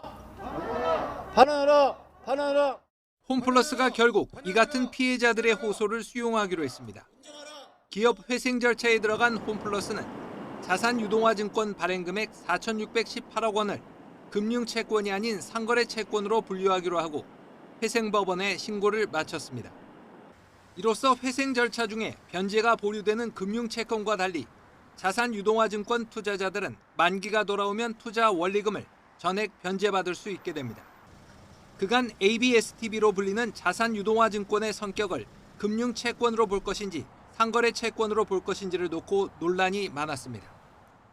자산 유동화 증권은 홈플러스가 구매 전용 카드로 결제한 카드 대금을 카드사가 증권사에 넘기고 증권사는 이를 담보로 투자자에 발행한 증권으로 상거래 채권과 금융 채권의 성격을 아울러 갖고 있습니다. 국회 정무위원회 현안 질의에서도 의원들은 홈플러스의 전향적인 자세를 촉구했지만 홈플러스의 대답은 원론적이었습니다. 홈플러스가 상거래 채무와 함께 금융 채무도 책임지겠다고 입장을 밝히셨죠. 근데 저는 이게 도통 신뢰가 가지 않습니다. 유동화된 채권자들까지 포함해서 회생 절차 내에서 전액 변제를 목표로 회생 계획 준비하고 그렇게 노력하겠다고도 말씀드렸습니다. 금융감독당국도 자산 유동화 증권 피해와 관련해 피해자 편에서 홈플러스 압박에 나섰습니다. 매입 전용 카드를 사용해서 발생한 채권을 유동화시킨 거다 보니까 경제적인 의미에서 보면 사실은 상거래 채권과 아주 밀접한 관련이 있다고 볼 수 있는 지점이 있고요. 홈플러스의 전향적 자세로 자산 유동화 증권 피해자들에겐 변제의 길이 열렸지만 1조 8천억 규모의 금융채권 투자자들은 기업 회생 절차가 원만하게 끝나기만 기다릴 수밖에 없습니다. YTN 유환홍입니다. 금감원이 홈플러스 대주주 MBK 파트너스 검사에 이어서 홈플러스 회계 심사에도 나섰습니다. 금감원은 홈플러스가 재무제표상 자산과 부채 등 평가를 제대로 했는지 들여다본다는 방침입니다. 동남아를 다녀온 20대가 부산에서 홍역 확진 판정을 받는 등 홍역 환자가 잇따라 나왔습니다. 전염성이 높은 만큼 보건당국은 외국 여행 전에 예방접종을 권고했습니다. 김종호 기자입니다. 부산에서 홍역 확진 판정을 받은 환자는 최근 태국과 베트남을 다녀온 20대입니다. 부산시는 해당 환자가 지난 14일 입국할 때 탑승했던 비행편 승객 일부와 가족, 의료기관 방문자 등을 접촉자로 파악했습니다. 3주가량 의심 증상이 나타나는지 지켜볼 예정입니다. 발열이라든지 다른 발진이라든지 이런 부분이 생길 경우에는 보건소하고 한 라인을 구축해 있거든요. 그래서 즉시 보건소로 연락을 주시게 하고 저희가 또 전화를 드립니다. 그분에게 매일매일 체크합니다. 지난해 49명이었던 국내 홍역 환자는 올해 들어 벌써 23명입니다. 이 가운데 12명이 베트남을 방문했고 나머지는 대부분 환자 접촉자였습니다. 베트남은 최근 4만 명 넘는 홍역 환자가 나와 5명이 사망한 곳입니다. 전염성이 강한 홍역은 비말이 호흡기로 들어오거나 신체 접촉으로도 옮을 수 있습니다. 감염되면 발열과 함께 전신 발진이나 구강병변 등이 나타납니다. 질병관리청은 해외 유입 환자가 계속 확인됨에 따라 여행 계획이 있는데 홍역 예방접종 이력이 없거나 확인되지 않는 경우 출국 전 접종을 권고했습니다. 특히 우리 여행객이 자주 찾는 필리핀과 말레이시아, 베트남, 중국 등은 홍역 유행 국가여서 반드시 접종 이력 확인이 필요하다고 설명했습니다. YTN 김종호입니다. 오늘 오전 9시쯤 김포공항을 출발해서 포항 경주공항으로 향하던 진에어 항공기 LJ659편이 기술적인 결함으로 회항해서 오전 10시쯤 김포공항에 비상 착륙했습니다. 진에어 측은 출발 이후 항공기 계기판 속도계와 고도계에 이상이 있는 것으로 판단돼 긴급 회항했다고 설명했습니다. 진에어 여객기에는 승객 42명이 타고 있었는데 다친 사람은 없었습니다. 식재료 본연의 맛을 살려서 불교 정신을 담아낸 한국의 절밥이 국가유산이 됩니다. 국가유산청이 사찰 음식을 국가무형유산으로 지정할 예정이라고 밝혔는데 불교계는 유네스코 세계무형유산 등재도 추진합니다. 한상욱 기자입니다. 사찰 음식은 불교 정신을 담아 사찰에서 전승해온 음식입니다. 승려들이 일상에서 먹는 수행식과 바루 공양 등을 포괄합니다. 사찰마다 다양한 음식이 전해져 오는데 육류와 생선은 물론 마늘과 파 등 자극적인 5가지 채소인 모신채를 쓰지 않는 것이 특징입니다. 살아있는 것을 죽이지 않는다는 불교의 불살생 원칙과 생명 존중, 절제의 철학적 가치를 음식으로 구현하는 겁니다. 발효식품을 중심으로 한 조리 방식과 지역에서 얻을 수 있는 식재료를 활용한 점 등은 다른 나라 사찰 음식과 차별됩니다. 자연 그대로 깨끗하고 그런 천연적인 그런 맛이 나죠, 절밥이. 부담이 없고 우리나라 전통 음식이고 그리고 소화도 잘 되고 그래서 사랑받는 것 같아요. 전통 음식이니까 체험해보고 싶지 않을까요? 한국 음식을. 그래서 사랑받는 것 같아요. 재료 본연의 맛을 살려 웰빙 음식으로도 통하는 한국의 사찰 음식이 국가유산으로 지정될 예정입니다. 국가유산청은 사찰 음식이 전통적인 조리법을 유지하면서도 창의적이어서 문화적 다양성에 기여한다는 점에서 가치가 크다고 밝혔습니다. 다만 사찰 음식은 사찰마다 조리법이 다르고 집단 전승 체계를 이루고 있다는 점을 고려해 특정 보유자나 단체를 인정하지 않는 공동체 종목으로 지정합니다. 예고기간 30일 동안 각계 의견을 검토한 뒤 무형유산위원회의 심의를 거쳐 국가무형유산으로 지정됩니다. 불교계는 사찰 음식이 국가무형유산으로 지정되면 본격적으로 유네스코 세계무형유산 등재도 추진할 방침입니다. 이를 위해 6월 사찰 음식 대축제를 열고 10월 경주에서 열리는 APEC 정상회의에서 정상들에게 사찰 음식을 체험하게 할 예정입니다. YTN 한상욱입니다. 오늘 날이 무척 따뜻했습니다. 지금도 서울 기온이 14도 정도로 어제보다 공기가 부드러운 상태고요. 자정에도 8도 안팎을 유지하며 금요일 밤 많이 쌀쌀하지 않겠습니다. 다만 서쪽 지역을 중심으로 공기가 탁한 곳이 많겠습니다. 늦은 시간까지 바깥 활동하신다면 꼭 미세먼지용 마스크를 착용하시기 바랍니다. 내일도 서울 아침 기온이 7도, 광주 6도, 대구 7도로 아침에도 크게 쌀쌀하지 않겠고 한낮에는 서울 기온이 19도, 광주 21도, 대구 25도까지 오르는 등 오늘만큼 따뜻하겠습니다. 하늘도 대체로 맑겠지만 서쪽 지역은 계속해서 초미세먼지 농도가 짙게 나타날 전망입니다. 날씨 정보였습니다.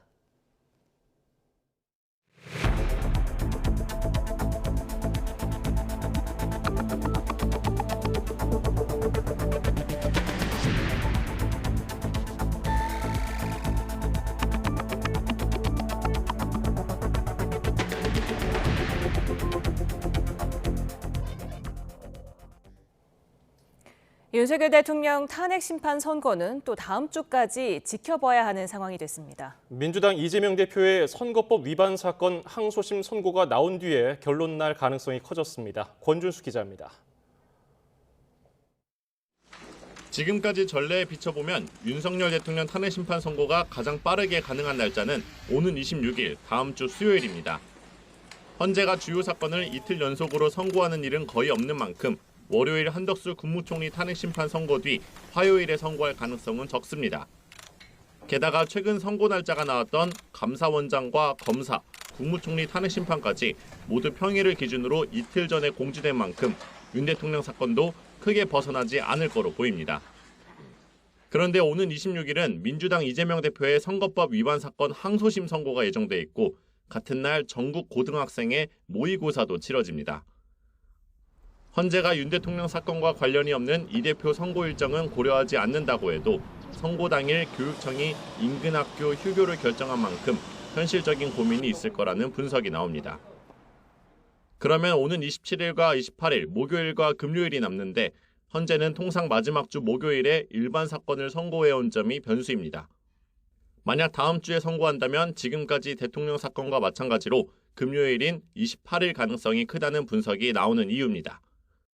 전례에 기반한 전망이 이어지고 있지만 재판관들 합의에 더 시간이 소요될 경우 윤 대통령 탄핵 심판 결론은 4월로 넘어갈 가능성도 배제하기는 어렵다는 분석입니다. YTN 권준수입니다. 더불어민주당과 조국혁신당, 진보당, 기본소득당, 사회민주당 등 5개 야당이 최상목 대통령 권한대행 탄핵 소추안을 발의했습니다. 민주당 김용민 원내정책수석부대표는 최 대행이 위헌 결론에도 마흔여 헌법재판관 후보자를 임명하지 않는 건 헌재를 능멸한 행위라며 이를 바로잡기 위해 탄핵안을 제출했다고 말했습니다. 민주당은 탄핵안 표결 시점은 의장실과 상의하고 있다며 오는 27일로 예정된 본회의를 앞당겨서 추진하는 것도 열어두고 있다고 말했습니다. 5개 야당이 최상목 대행 탄핵안을 발의한 데 대해 윤석열 대통령 대리인단은 정치 보복과 길들이기를 위한 탄핵일 뿐이라고 비판했습니다. 윤 대통령 법률 대리인단은 결국 거대 야당의 의회 독재가 30번째 탄핵 소추 발의로 이어졌다며 이같이 밝혔습니다. 특히 탄핵 소추 사유 가운데 마흔역 헌법재판관 후보자 불임명의 경우 헌법재판소가 위헌 결정을 하긴 했지만 국회가 헌재의 위헌 결정에도 개정하지 않고 있는 법률이 35건이나 된다며 권한대행만 문제 삼는다고 주장했습니다. 한덕수 총리 탄핵 심판 선고가 사흘 앞으로 다가오며 여야 기싸움도 한층 고조되는 모습입니다. 민주당은 윤 대통령 선고보다 한 총리 사건을 먼저 선고하는 건 헌재의 정치적 판단이라고 반발했고 국민의힘은 이번에도 탄핵이 기각되면 민주당이 석고대죄해야 할 거라고 맞섰습니다. 박정현 기자입니다. 국민의힘은 민주당이 주도한 한덕수 총리 탄핵은 당연히 기각될 거라고 전망했습니다. 애초 헌법재판관을 임명하지 않았다는 탄핵 사유를 보든 의결 정족수 같은 절차적 문제를 감안하든 기각할 이유가 분명하다는 겁니다. 한 총리 심판까지 기각되면 그간 민주당이 추진한 탄핵 소추안 9건이 전부 기각되는 거라며 무리한 탄핵으로 국정공백 사태를 만든 데 석고대죄해야 할 거라고 날을 세웠습니다. 정말 철면피 집단이다. 이렇게 저는 인식이 될 것 같고요. 잘못한 것이 있으면 깨끗하게 인정하고 사과하고 반성하면서 앞으로 향해서 나아가는 것이 정치의 저는 본령이다. 야당 지도부는 우선 한 총리 선고와 윤 대통령 탄핵 심판은 별개의 사안이라고 선을 긋고 있지만 당일각에선 한 총리 선고가 기각될 경우 윤 대통령 심판도 기각 가능성이 높아질 거라는 기대감도 흘러나옵니다. 민주당은 한 총리 탄핵 심판 선고를 윤 대통령 심판보다 먼저 잡은 걸 이해할 수 없다고 따져 물었습니다. 윤 대통령 사건을 최우선 처리하겠다는 기존 입장을 뒤집고 왜 선입선출 원칙을 어기느냐는 겁니다. 파면이 늦어질수록 나라와 국민이 입을 피해가 기하급수적으로 커질 게 자명한데 헌법재판소는 왜 거북이 걸음인지 국민께서 묻고 계십니다. 헌재가 정치적 판단을 하는 건 아니지 의심된다고 발언 수위도 거듭 끌어올렸습니다. 오는 26일로 예정된 이재명 대표 공직선거법 위반 2심 선고 이후에 윤 대통령 탄핵 심판 선고를 하란 여당 요구에 맞춰가고 있는 게 아니냐는 건데 다만 당 내부적으로는 한 총리 사건 선고기일을 잡은 건 윤 대통령 심판도 결론이 임박했다는 의미 아니겠냐 분석도 나옵니다. 한덕수 총리 선고기일 확정에 여야 각각 우리가 유리하다며 아전인수격 해석을 내놓고 있습니다. 만약 다음 주 한 총리가 직무에 복귀한다면 향후 탄핵 정국에 어떤 영향을 미칠지에도 촉각을 곤두세우고 있습니다. YTN 박정현입니다. 정치 브로커 명태균 씨 관련 의혹을 수사하는 검찰이 김종인 전 국민의힘 비대위원장을 소환했습니다. 오세훈 서울시장에 대한 압수수색에 나선 지 하루 만에 김 전 위원장을 불러서 지난 2021년 서울시장 보궐선거 관련 의혹을 확인했습니다. 신지원 기자입니다. 명태균 의혹 전단수사팀이 김종인 전 국민의힘 비상대책위원장을 참고인 신분으로 불러 조사했습니다. 오세훈 서울시장의 집무실과 주거지를 압수수색한 지 하루 만입니다. 김 전 위원장은 김영선 전 국회의원 소개로 정치브로커 명태균 씨를 알게 된 후 전국 현안을 논의해온 것으로 알려졌습니다. 명 씨는 오 시장이 당선된 지난 2021년 서울시장 보궐선거에서 각종 여론조사 결과를 김 전 위원장에게 보고하고 후보 단일화를 제안했다고도 폭로하기도 했습니다. 김 전 위원장은 명 씨가 영향력을 과시하기 위해 거짓말하고 있다며 반박해왔는데 검찰은 명 씨가 사용하던 휴대전화를 분석해 김 전 위원장과 통화한 내역을 확인했습니다. 김 전 위원장도 검찰 조사를 받으면서 보궐선거 당시 여론조사 대납 의혹 등 정치자금법 위반 혐의를 받는 오 시장에 대한 소환도 임박했다는 관측입니다. 어차피 수사를 마무리하려면 제가 가서 조사에 임해야 되고 그러기 위해서는 꼭 거쳐야 되는 절차라고 생각을 했기 때문에 조속한 시일 내에 저도 조사받기를 기다리고 있습니다. 압수수색 이후 오 시장이 공개적으로 수사에 응하겠다고 밝힌 가운데 검찰은 관련 자료 분석을 마치는 대로 조만간 오 시장에 대한 소환 일정을 조율할 방침입니다. YTN 신지원입니다. 각 대학이 정한 의대생 복귀 기한이 오늘부터 시작됐습니다.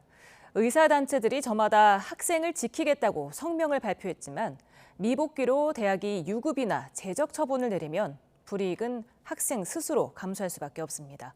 보도에 이문석 기자입니다. 경북대, 고려대, 연세대부터 의대생 복귀 마감 시한이 도달했습니다. 복귀 현황은 확인되지 않았습니다. 대학들은 40개 의대 복귀 시한이 차례로 끝나는 이달 말 동시에 복귀율을 발표할 예정입니다. 미복귀 학생에 대한 조치도 이때 이루어질 전망입니다. 의대 학장단 협회는 상당한 학생이 이미 복귀했다며 등록을 주저하는 학생은 더 미루지 말라고 당부했습니다. 앞서 의대생 단체는 휴학이 유효하다고 주장하면서 법적 대응을 예고한 상황. 하지만 대학들이 학칙에 따라 엄격 조치한다고 밝힌 만큼 미복귀 학생은 일단 유급이나 제적을 피하기 어려울 전망입니다. 또 소송을 해도 휴학 적법성 여부는 개인에 따라 법원 판단이 달라질 수 있습니다. 만약에라도 소송으로 이 부분 사건이 진행이 된다라고 하면 이 각각의 학생의 사실관계에 따라서 이 부분 처분이 다 달라질 수 있지 않을까 생각이 되고. 복귀 마감이 닥치자 의사협회와 여러 의대 교수 단체는 학생을 지키겠다는 내용의 성명을 잇따라 발표했습니다. 일부는 학업의 전당으로 복귀하라는 당부도 전달했습니다. 어떤 이들은 이들에게 끝까지 열심히 싸우라고 합니다. 어떤 이들은 정부와 협상하지 않는다고 어협집행부를 질타하기도 하고. 하지만 어른 의사들의 성명 속에 어떻게 책임지겠다는 내용이 빠진 상황에 의대생들은 미복귀에 대한 불이익을 스스로 감당해야 할 처지에 놓였습니다. YTN 이문석입니다. 온라인 커뮤니티에서 복학한 동료들을 공개적으로 비난하고 모욕한 혐의가 있는 의대생들이 검찰에 넘겨졌습니다. 서울경찰청 사이버범죄수사대는 오늘 모욕과 명예훼손 혐의를 받는 의대생 2명을 불구속 송치했습니다. 법원이 뉴진스 멤버들의 독자 활동에 제동을 걸었습니다. 멤버들은 존중한다면서도 신뢰가 파탄된 걸 반영하지 못했다며 아쉬움을 나타냈습니다. 김승환 기자가 보도합니다. 뉴진스 멤버들은 지난해 11월 전속계약 해지를 선언하고 이후 NJZ로 독자 활동을 하겠다고 예고했습니다. NJZ, NJZ, NJZ, NJZ 통통 튀고 색다른 활동들, 재밌는 거를 많이 해볼 예정이니까. 어도어는 멤버들이 독자 활동을 못하게 해달라며 법원에 활동금지 가처분을 신청했습니다. 법원은 신문 종료 뒤 2주간 고심 끝에 어도어 손을 들어줬습니다. 어도어가 전속계약상 중요한 의무를 위반해 계약의 해지 사유가 발생했다거나 상호 간 신뢰관계가 돌이킬 수 없을 정도로 파탄되었다는 점이 충분히 소명됐다고 보기 어렵다는 겁니다.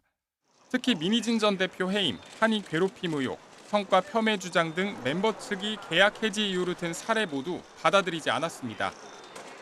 멤버들 성공적인 연애 활동을 위해 오랜 기간 전폭 지원을 한 점을 언급하며 전속 계약 2년 만에 일방적으로 이탈하게 된다면 어도어가 막대한 손해를 보게 된다고 설명했습니다. 멤버들은 법원 결정을 존중하지만 신뢰가 완전히 파탄되었음을 충분히 고려하지 못한 결과라고 반발했습니다. 또 전속 계약 효력을 확인하는 본안 소송에서 다시 한번 계약이 적법하게 해지되었다는 사실을 밝히겠다고 강조했습니다. 오는 일요일 홍콩 콘서트와 관련해 기대하는 팬들과 많은 관계자들의 피해를 막기 위해 부득이하게 참여한다고 덧붙였습니다. 어도어는 재판부의 현명한 판단에 깊이 감사드린다며 뉴진스 이름으로 홍콩 콘서트를 진행하게 지원하겠다고 밝혔습니다. YTN 김승환입니다. 사생활 논란이 불거진 배우 김수현 씨 주연의 디즈니 플러스 드라마 너고프 공개가 보류됐습니다. 디즈니 플러스는 YTN에 공개 계획을 보류하기로 결정했다고 설명했습니다. 애초 너고프는 이르면 다음 달 공개될 거란 관측이 나오기도 했지만 김수현 악재로 공개하기 어렵다고 판단한 것으로 보입니다. 수입 주류에 이어서 국내 맥주값도 인상됩니다. 오비 맥주가 국내 점유율 1위 카스 가격을 올리기로 결정했는데요. 올해 들어서 커피와 라면 등 가공식품 대다수 품목의 가격이 뛰고 있는 가운데 맥주 가격까지 들썩이면서 소비자 체감 물가에 빨간불이 켜졌습니다. 오동건 기자입니다. 오비 맥주가 다음 달부터 카스 등 주요 맥주 제품의 가격을 평균 2.9% 올리기로 했습니다. 라면에 이어 맥주까지 인상된다는 소식에 소비자들은 부담감을 호소합니다. 사람들이 일 끝나고 와서 이렇게 한잔 먹으면서 오늘의 마무리 같은 그런 것들을 하는데 그게 좀 오르면 많이 좀 부담이 되지 않을까 싶은데요. 오비 맥주 관계자는 고환율 고유가 상황이 장기화하면서 수입에 의존하는 원 부자재의 비용 압박이 커지고 있다고 인상 배경을 설명했습니다. 이번 달 들어 이미 하이트진로가 수입하는 와인, 샴페인 등 수입 주류가 평균 1.9%, 롯데 아사히 주류가 들여오는 아사히 맥주의 가격은 최대 20%까지 올랐습니다. 여기에 국내 맥주 점유율 1위 카스까지 오르면서 맥주업계에 끼칠 파장도 우려됩니다. 지난 2023년 오비 맥주가 가격을 인상했을 때에는 하이트진로가 한 달 뒤 맥주와 소주 출고가를 함께 올렸습니다. 현재 하이트진로와 롯데칠성음료 등은 가격 인상에 신중한 입장이지만 오리 메가 등의 국제 가격이 높아 언제든 가격을 올릴 수 있습니다. 전문가들은 최근 잇따르는 식음료업계의 가격 인상이 매출을 극대화하려는 전략일 수도 있다고 지적합니다. 전국이 그 혼동 상태에서 그동안에 쌓였던 그런 인상 요인들이 지금 한꺼번에 반영되고 있는 거는 일종의 F&B 업체들이 가지고 있는 어떤 약간의 탐욕, 우리 그리드플레이션이다 이렇게 얘기할 수 있겠습니다. 이처럼 식음료 업계의 너도나도 가격 인상을 질타하는 목소리가 나오는 가운데 맥주까지 가격 인상 대열에 뛰어들면서 소비자의 부담은 가중되고 있습니다. YTN 오동건입니다. 올해 우리나라 경제 성장률이 미국의 보호무역 정책 등 영향으로 1.6%에 머물 거라는 국제기구 전망이 나왔습니다. 아세안 플러스 한중일 영내 거시경제조사기구는 올해 내수가 회복될 것으로 예상했지만 미국 정부의 관세 부과 등의 영향으로 경제 성장률을 1.6%로 내다봤습니다. 지난해 12월 전망한 1.9%보다 0.3%포인트 낮춘 수준입니다. 경부고속도로에서 출고된 차량을 싣고 가던 탁송차가 넘어지면서 신차 8대도 쏟아져 내려 한때 모든 차로를 가로막았습니다. 서해 북단 해상에서는 불법 조업을 하던 중국 어선이 우리 해경에 붙잡혔습니다. 윤지아 기자입니다. 고속도로에 뒤집힌 승용차 여러 대가 나뒹굽니다. 승용차를 운반하던 차량도 넘어져 있습니다. 경부고속도로 서울 방향 회덕분기점 인근에서 자동차 운반 차량이 옆으로 넘어지면서 실려있던 신차 8대도 와르르 쏟아져 내린 겁니다. 사고 차량이 모든 차로를 가로막아 뒤따르던 차량 행렬이 꼼짝하지 못하면서 약 2시간 동안 심한 정체가 빚어졌습니다. 이 사고로 50대 운전자가 다쳤습니다. 고속도로 순찰대는 차로를 변경하다 중심을 잃어 사고가 난 것으로 보고 정확한 경위를 조사하고 있습니다. 서해 북단 소청도 해상에선 우리 해역을 침범해 불법 조업을 하던 50톤급 중국 어선이 해경에 붙잡혔습니다. 당시 어선에는 60대 선장 등 4명이 타고 있었고 60kg 상당의 어획물도 발견됐습니다. 해경은 경비 함정을 투입해 이 어선을 납포하고 다른 중국 어선 15척은 퇴거 조치했습니다. 해경은 납포 어선과 중국인 선원들을 압송해 불법 조업 경위 등을 조사하고 있습니다. YTN 윤지아입니다. 서울 용산경찰서는 출동한 경찰을 폭행한 혐의로 현직 대통령실 경호처 직원인 30대 남성 A씨를 현행범 체포했다고 밝혔습니다. A씨는 어젯밤 10시 40분쯤 술에 취한 남성들끼리 싸움이 벌어졌다는 시민 신고를 받고 출동한 경찰관을 폭행한 혐의를 받고 있습니다. 경찰은 A씨를 상대로 정확한 사건 경위를 조사할 방침입니다. 국정농단 사건에 연루돼서 수감 중인 최서원 씨의 딸 정유라 씨가 거액의 빚을 갚지 않은 혐의로 검찰에 넘겨졌습니다. 남양주 남부경찰서는 특정경제범죄 가중처벌법상 사기 혐의로 정 씨를 검찰에 넘겼다고 밝혔습니다. 정 씨는 지난 2022년 11월부터 10개월 동안 지인으로부터 6억 9,800만 원을 빌리고 갚지 않은 혐의를 받고 있습니다. 최 씨가 사면되기만 하면 빚을 모두 해결해 줄 수 있다며 고액 이자를 약속해서 돈을 빌렸는데 국정농단 사건의 핵심 증거물이었던 최 씨의 태블릿 PC까지도 담보로 잡힌 것으로 드러났습니다. 그제 오후 3시쯤 서울 강남구 신사동에 있는 다세대 주택 반지하에서 50대 남성이 숨진 채 발견됐습니다. 경찰은 전기요금을 몇 달째 내지 않는 세입자가 연락이 안 된다는 집주인 신고를 받고 현장에 출동해서 홀로 살던 남성이 숨져 있는 것을 발견했습니다. 경찰 관계자는 이 남성은 최근 서너 달 동안 월세와 공과금이 연체된 상태로 사망 이후 꽤 시일이 지난 것으로 보인다고 설명했습니다. 남성은 생전 긴급 복지 지원을 신청하려 했다가 예산 곡백기와 겹치면서 지원을 받지 못한 것으로 드러났습니다. 미국의 상호 관세 부과를 10여일 앞두고 산업부가 수출 동향 점검 회의를 열고 주요 품목별 수출 동향과 리스크를 점검했습니다. 회의를 주재한 박성택 1차관은 다음 달 2일로 예정된 상호 관세가 현실화하면 대외 불확실성이 가중될 거라며 범부처 비상수출 대책과 철강 알루미늄 불공정 수입 대응 방안을 속도감 있게 추진하겠다고 말했습니다. 미국의 고용과 주택 상황이 예상보다 양호해 미국 경제가 여전히 탄탄한 것으로 나타났습니다. 하지만 경제 전문가들은 트럼프 행정부의 연방 감원과 관세 불확실성이 덜 반영돼 앞으로 충격이 클 수 있다고 지적하고 있습니다. 뉴욕 이승윤 특파원입니다. 미국의 지난주 신규 실업 수당 청구 건수는 2,000건 늘어난 22만 3천 건으로 예상을 밑도는 안정세를 유지했습니다. 하지만 2주 이상 실업 수당을 청구한 계속 실업 수당 청구 건수는 189만 2천 건으로 3만 3천 건 늘었습니다. 경제 전문가들은 트럼프 대통령의 정책 불확실성에 기업들이 신규 채용을 주저하고 있다고 분석했습니다. Since the Beige Book on March 5th, when that came out, the Fed used the word uncertainty, uncertainties 47 times. That's more than COVID.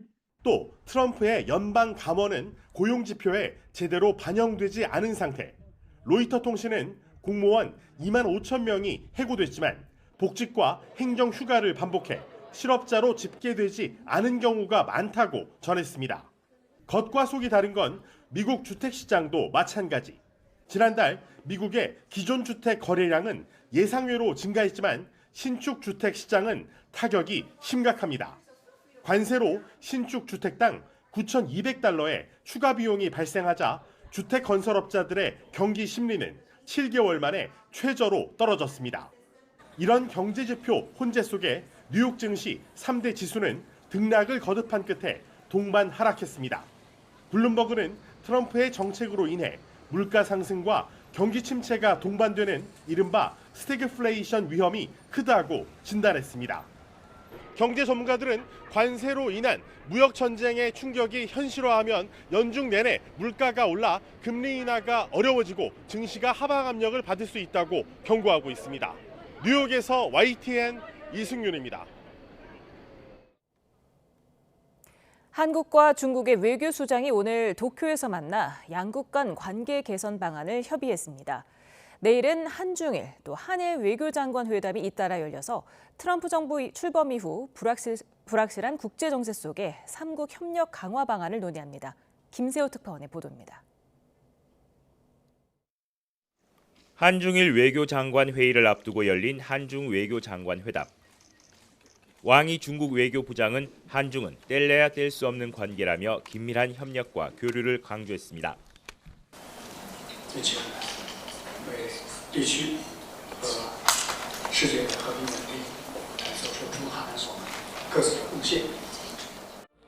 조태열 장관은 오는 10월 경주에서 열리는 에이펙 정상회의 계기에 시진핑 국가주석의 방한을 기대한다고 말했습니다.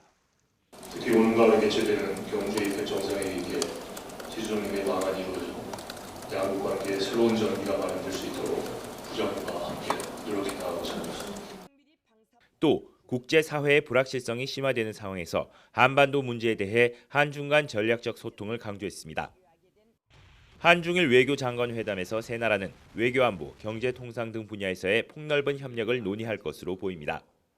未来志向の協力を進めていくべく、日中韓3カ国の協力や地域情勢についても率直な意見交換、議論を行いたいと思います。 또 올해 일본에서 열리는 한중일 정상회의의 성공적 개최를 위한 조율에도 뜻을 모을 전망입니다. 한중일 외교장관 회담 뒤 열리는 한일 양자회담에서는 국교 정상화 60주년 공동사업 진행 상황을 점검할 예정입니다. 특히 미중 패권 경쟁 속에 한일 간 협력을 공고히 하기 위한 한일 신선언 추진 논의도 이어갈 것으로 보입니다. 앞서 조태열 외교부 장관은 일본 언론과의 인터뷰에서 우리 정부의 제3자 변제가 일제강제 동원의 거의 유일한 해법이라며 일본의 호응을 거듭 촉구했습니다. 한국의 탄핵 정국, 트럼프 정부의 전방위 관세 등 주변 정세의 불확실성이 커져가는 가운데 한중일 3국이 각국의 이해와 협력의 교집합을 이끌어낼 수 있을지 주목됩니다. 도쿄에서 YTN 김세호입니다. 북한 조선중앙통신은 미사일 총국이 최신형 지대공 미사일 무기체계의 종합 전투 성능 검열을 위한 시험 발사를 진행했다고 보도했습니다. 통신은 김정은 국무위원장이 시험 발사 현장을 찾아 참관했다고 전했지만 구체적인 발사 위치 등은 언급하지 않았습니다.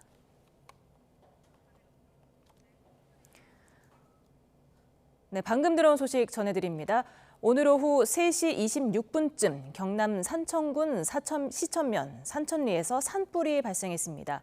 지금까지 산불이 계속 확대되면서 산림청은 오늘 오후 6시 40분쯤 산불 3단계를 발령했습니다. 산림청은 현재 진화 헬기 20대와 진화 인력 304명을 투입해서 진화 작업을 진행 중입니다. 산불이 발생한 인근 마을 주민 160명은 안전한 곳으로 대피한 상태입니다. 자세한 소식은 들어오는 대로 다시 전해드리겠습니다. 서해에서 목선을 타고 표류하던 북한 주민 2명이 이달 초 우리 군내에 발견돼 관계 당국의 조사를 받고 있는 것으로 알려졌습니다. 군 관계자는 지난 7일 오전 해상 초계기 P3가 서해 어청도 서쪽 170km 지점에서 소형 목선을 발견해 군과 해경이 확인한 결과 북한 남성 2명이 탑승하고 있었다고 밝혔습니다. 군은 이들의 신병을 확보한 뒤 국정원 등 관계 당국과 합동 조사했는데 배에 문제가 생겨 표류한 것으로 알려졌고 귀순 의사는 밝히지 않은 것으로 파악됐습니다. 프로야구가 내일 전국 5개 구장에서 일제히 개막합니다. 새로 바뀐 규정에 풍성한 기록까지 예상돼 올해에도 뜨거운 흥행 열기를 이어갈 전망입니다. 양시창 기자입니다. 지난해 사상 첫 1000만 관중 흥행 신기록을 쓴 프로야구가 돌아왔습니다. 서울과 인천, 수원, 대구, 광주까지 5개 구장에서 일제히 개막 경기가 치러집니다.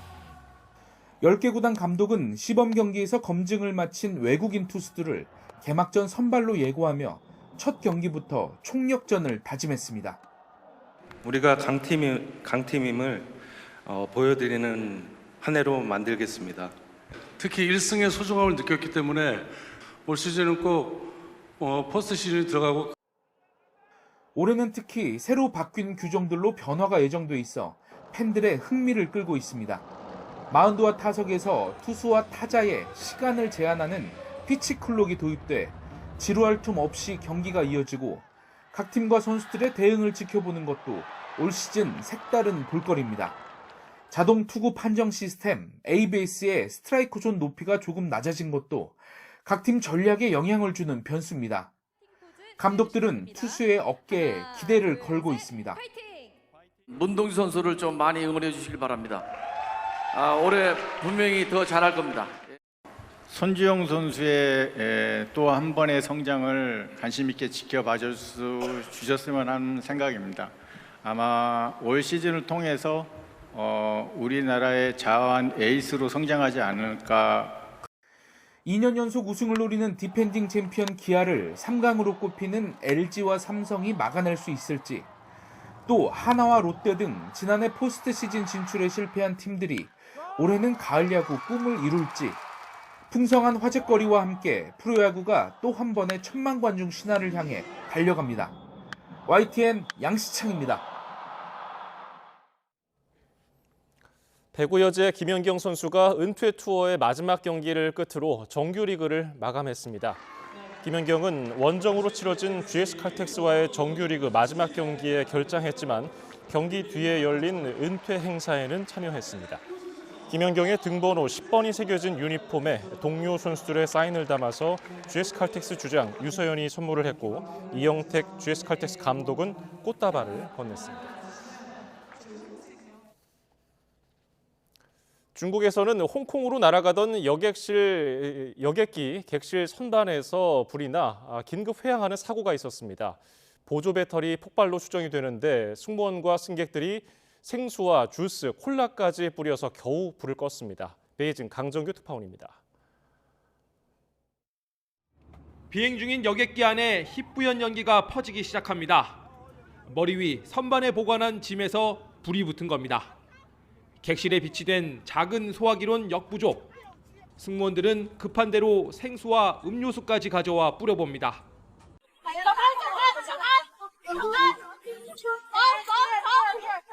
금방 꺼진 줄 알았던 불길은 잠시 뒤 다시 일렁이며 타올랐습니다. 자리에서 일어나 통로를 막아버린 승객들. 결국 손에서 손으로 물병을 옮깁니다. 就没有一会儿整个塑料烧焦的味道，加上那种黑烟滚滚的感觉。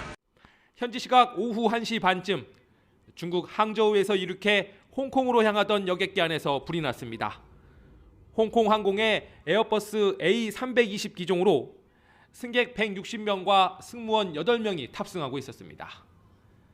다행히 20분 남짓 사투 끝에 진화에 성공해 인명피해는 없었습니다. 기장은 인근 푸조우 공항으로 기술을 돌렸고 이륙 1시간 만에 비상 착륙에 성공했습니다. 승객들은 그제야 안도의 한숨을 내쉬었습니다.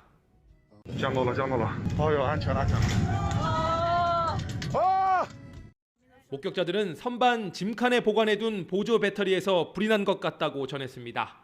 大概飞了30来分钟，我们是没有听到很大爆炸声，小喷的一声的那种，就是前面可能能听得到比较大，因为 앞서 1월 28일 김해공항에서 홍콩으로 이륙을 준비하던 에어부산 여객기 화재도 비슷했습니다. 국가수는 지난 14일 객실 짐칸에 있던 보조 배터리 발화로 추정된다는 조사 결과를 내놨습니다. 베이징에서 YTN 강정규입니다. 세계 스포츠계 대통령 IOC 새 위원장에 아프리카 출신 40대 여성이 처음으로 선출됐습니다. 커스티 코번트리 신임위원장은 자신의 선출 자체가 위원회가 다양성을 강화하고 있음을 보여주는 메시지라고 소감을 밝혔습니다. 박영진 기자입니다. 130여 년 IOC 역사상 최초의 여성, 그리고 첫 아프리카 출신 위원장으로 이름을 올린 41살의 커스티 코번트리. 역대 최고 경쟁률을 기록한 이번 선거에서 1차 투표만에 과반을 획득하며 6명의 남성 후보를 제치고 당선됐습니다. 유럽과 남성 중심인 IOC의 유리천장을 부순 코번트리는 첫 여성 위원장으로서의 각오를 밝혔습니다. For women like me, and I want to pave the way for younger generation, especially because I have two young daughters. 또 올림픽이 화합과 포용의 장이 돼야 한다고 강조했습니다. And this is part of the uniqueness of the Olympic movement, the diversity that we all have. And I truly believe that this decision today is showing that universality and that globalness of our movement. 2028년 LA 올림픽을 준비하면서 트럼프 대통령과는 어떻게 협력할 것이냐는 질문이 나오자 어려운 남자들을 상대해온 오랜 경험이 있다며 소통에 자신감을 보이기도 했습니다. 트랜스젠더 선수 이슈와 관련해선 IOC가 좀 더 역할을 해야 한다고 의견을 밝혔습니다. 수영 선수 출신인 코번트리는 금메달 2개 등 올림픽 메달만 7개를 보유하고 있는 짐바브웨의 스포츠 영웅입니다. 선수 생활을 마친 뒤엔 IOC 선수위원장 등 체육 행정가로서의 전문성도 쌓아왔습니다. 제10대 IOC 위원장이 된 코번트리는 오는 6월 8년 임기를 시작하는데 한 차례 연임할 경우 최장 12년 동안 위원장으로 활동하게 됩니다. 특히 우리나라 전라북도가 도전장을 낸 2036년 하계올림픽 개최지 선정도 코번트리 위원장 재임 기간 투표로 결정됩니다.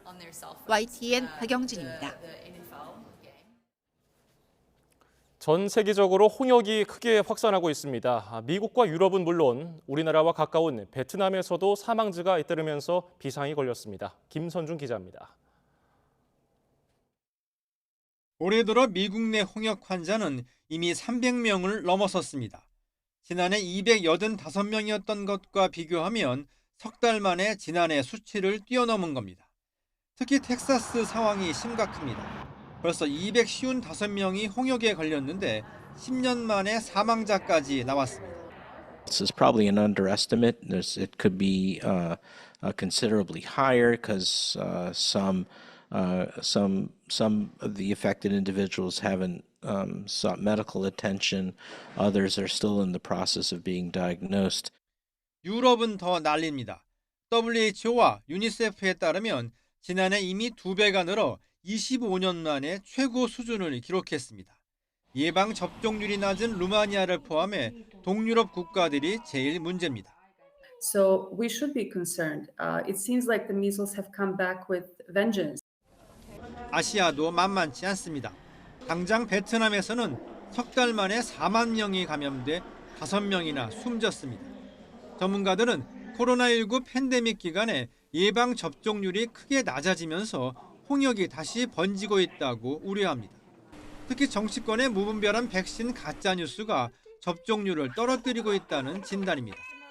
이 와중에도 백신 음모론을 펼치고 있는 로버트 케네디 미국 복지장관은 홍역 백신을 맞을 필요가 없다는 주장을 내놔 백신 불신을 부채질하고 있습니다.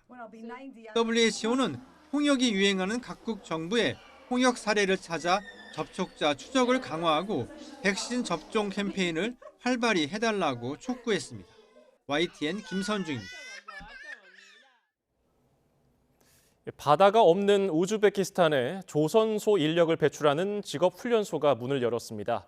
인력 부족에 허덕이는 조선업에 활기를 불어넣을 것으로 기대됩니다. 오태인 기자입니다. 우즈베키스탄에 문을 연 직업훈련소.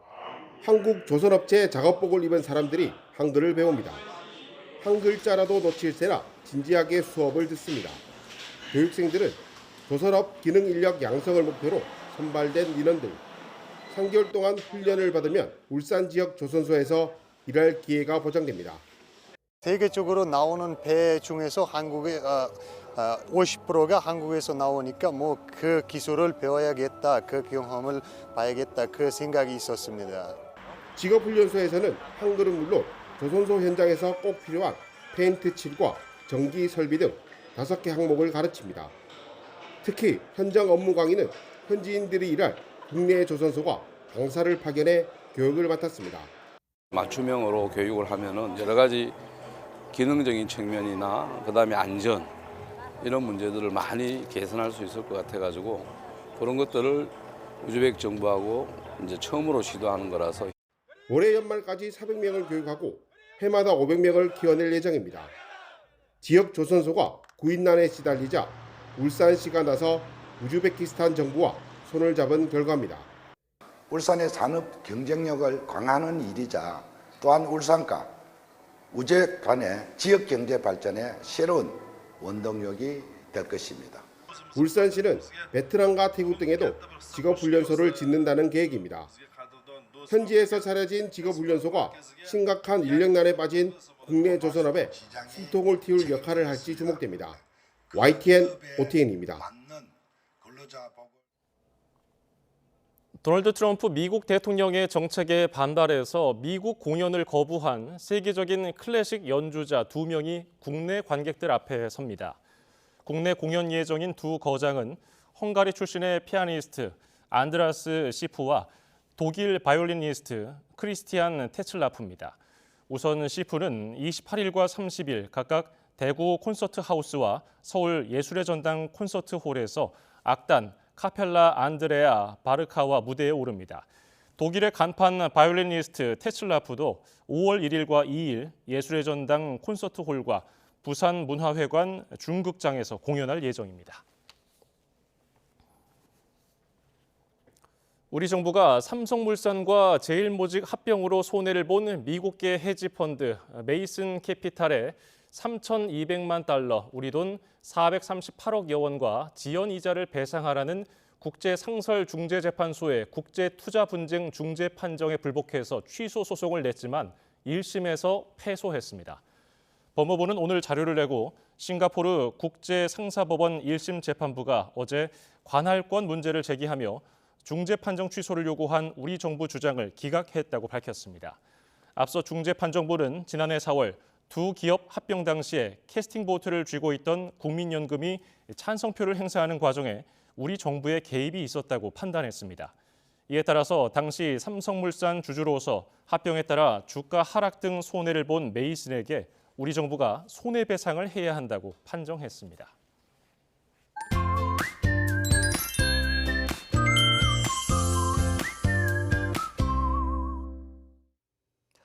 오늘 날이 정말 따뜻했습니다. 네, 맞습니다. 4월 하순처럼 기온이 크게 올랐는데요. 내일도 오늘만큼 기온이 크게 오르잖아요. 네, 그렇죠. 우선 서울과 대구의 아침 기온이 7도, 대전 6도 등 아침에도 크게 쌀쌀하지 않겠습니다.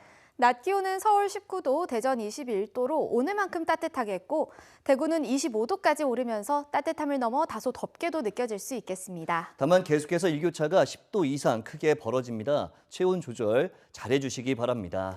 내일도 하늘은 대체로 맑겠지만 국외 미세먼지의 영향으로 서쪽 지방은 공기가 탁하겠습니다. 또 영남은 대기가 무척 건조하겠고 동해안을 중심으로는 바람이 매우 강하게 불겠습니다. 산행하시는 분들은 불씨 관리 더욱 철저히 해주시기 바랍니다. 휴일인 모레는 서울 낮 기온도 20도를 넘어서며 날이 더 따뜻해지겠습니다. 주말 내내 따뜻한 날씨가 이어지면서 봄맞이 대청소를 하시는 분들도 있을 텐데요. 보온을 위해 깔았던 카펫을 정리하고 커튼을 세탁하면 진먼지 진드기를 제거할 수 있습니다. 또 침구류 등을 세탁할 때는 60도 이상의 온수로 하고 햇볕에 말린 뒤에 두드리면 더 효과적으로 진먼지 진드기를 제거할 수 있습니다.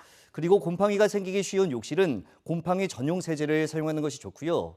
수도꼭지나 샤워기의 녹슨 부분은 치약이나 레몬즙으로 닦으면 녹이 사라지고 광택 효과도 볼 수 있습니다. 참고해 주시기 바랍니다. 날씨 캔버스의 김수연, 원희다였습니다. 오늘 뉴스 플러스는 여기까지입니다. 시청해 주신 여러분 고맙습니다.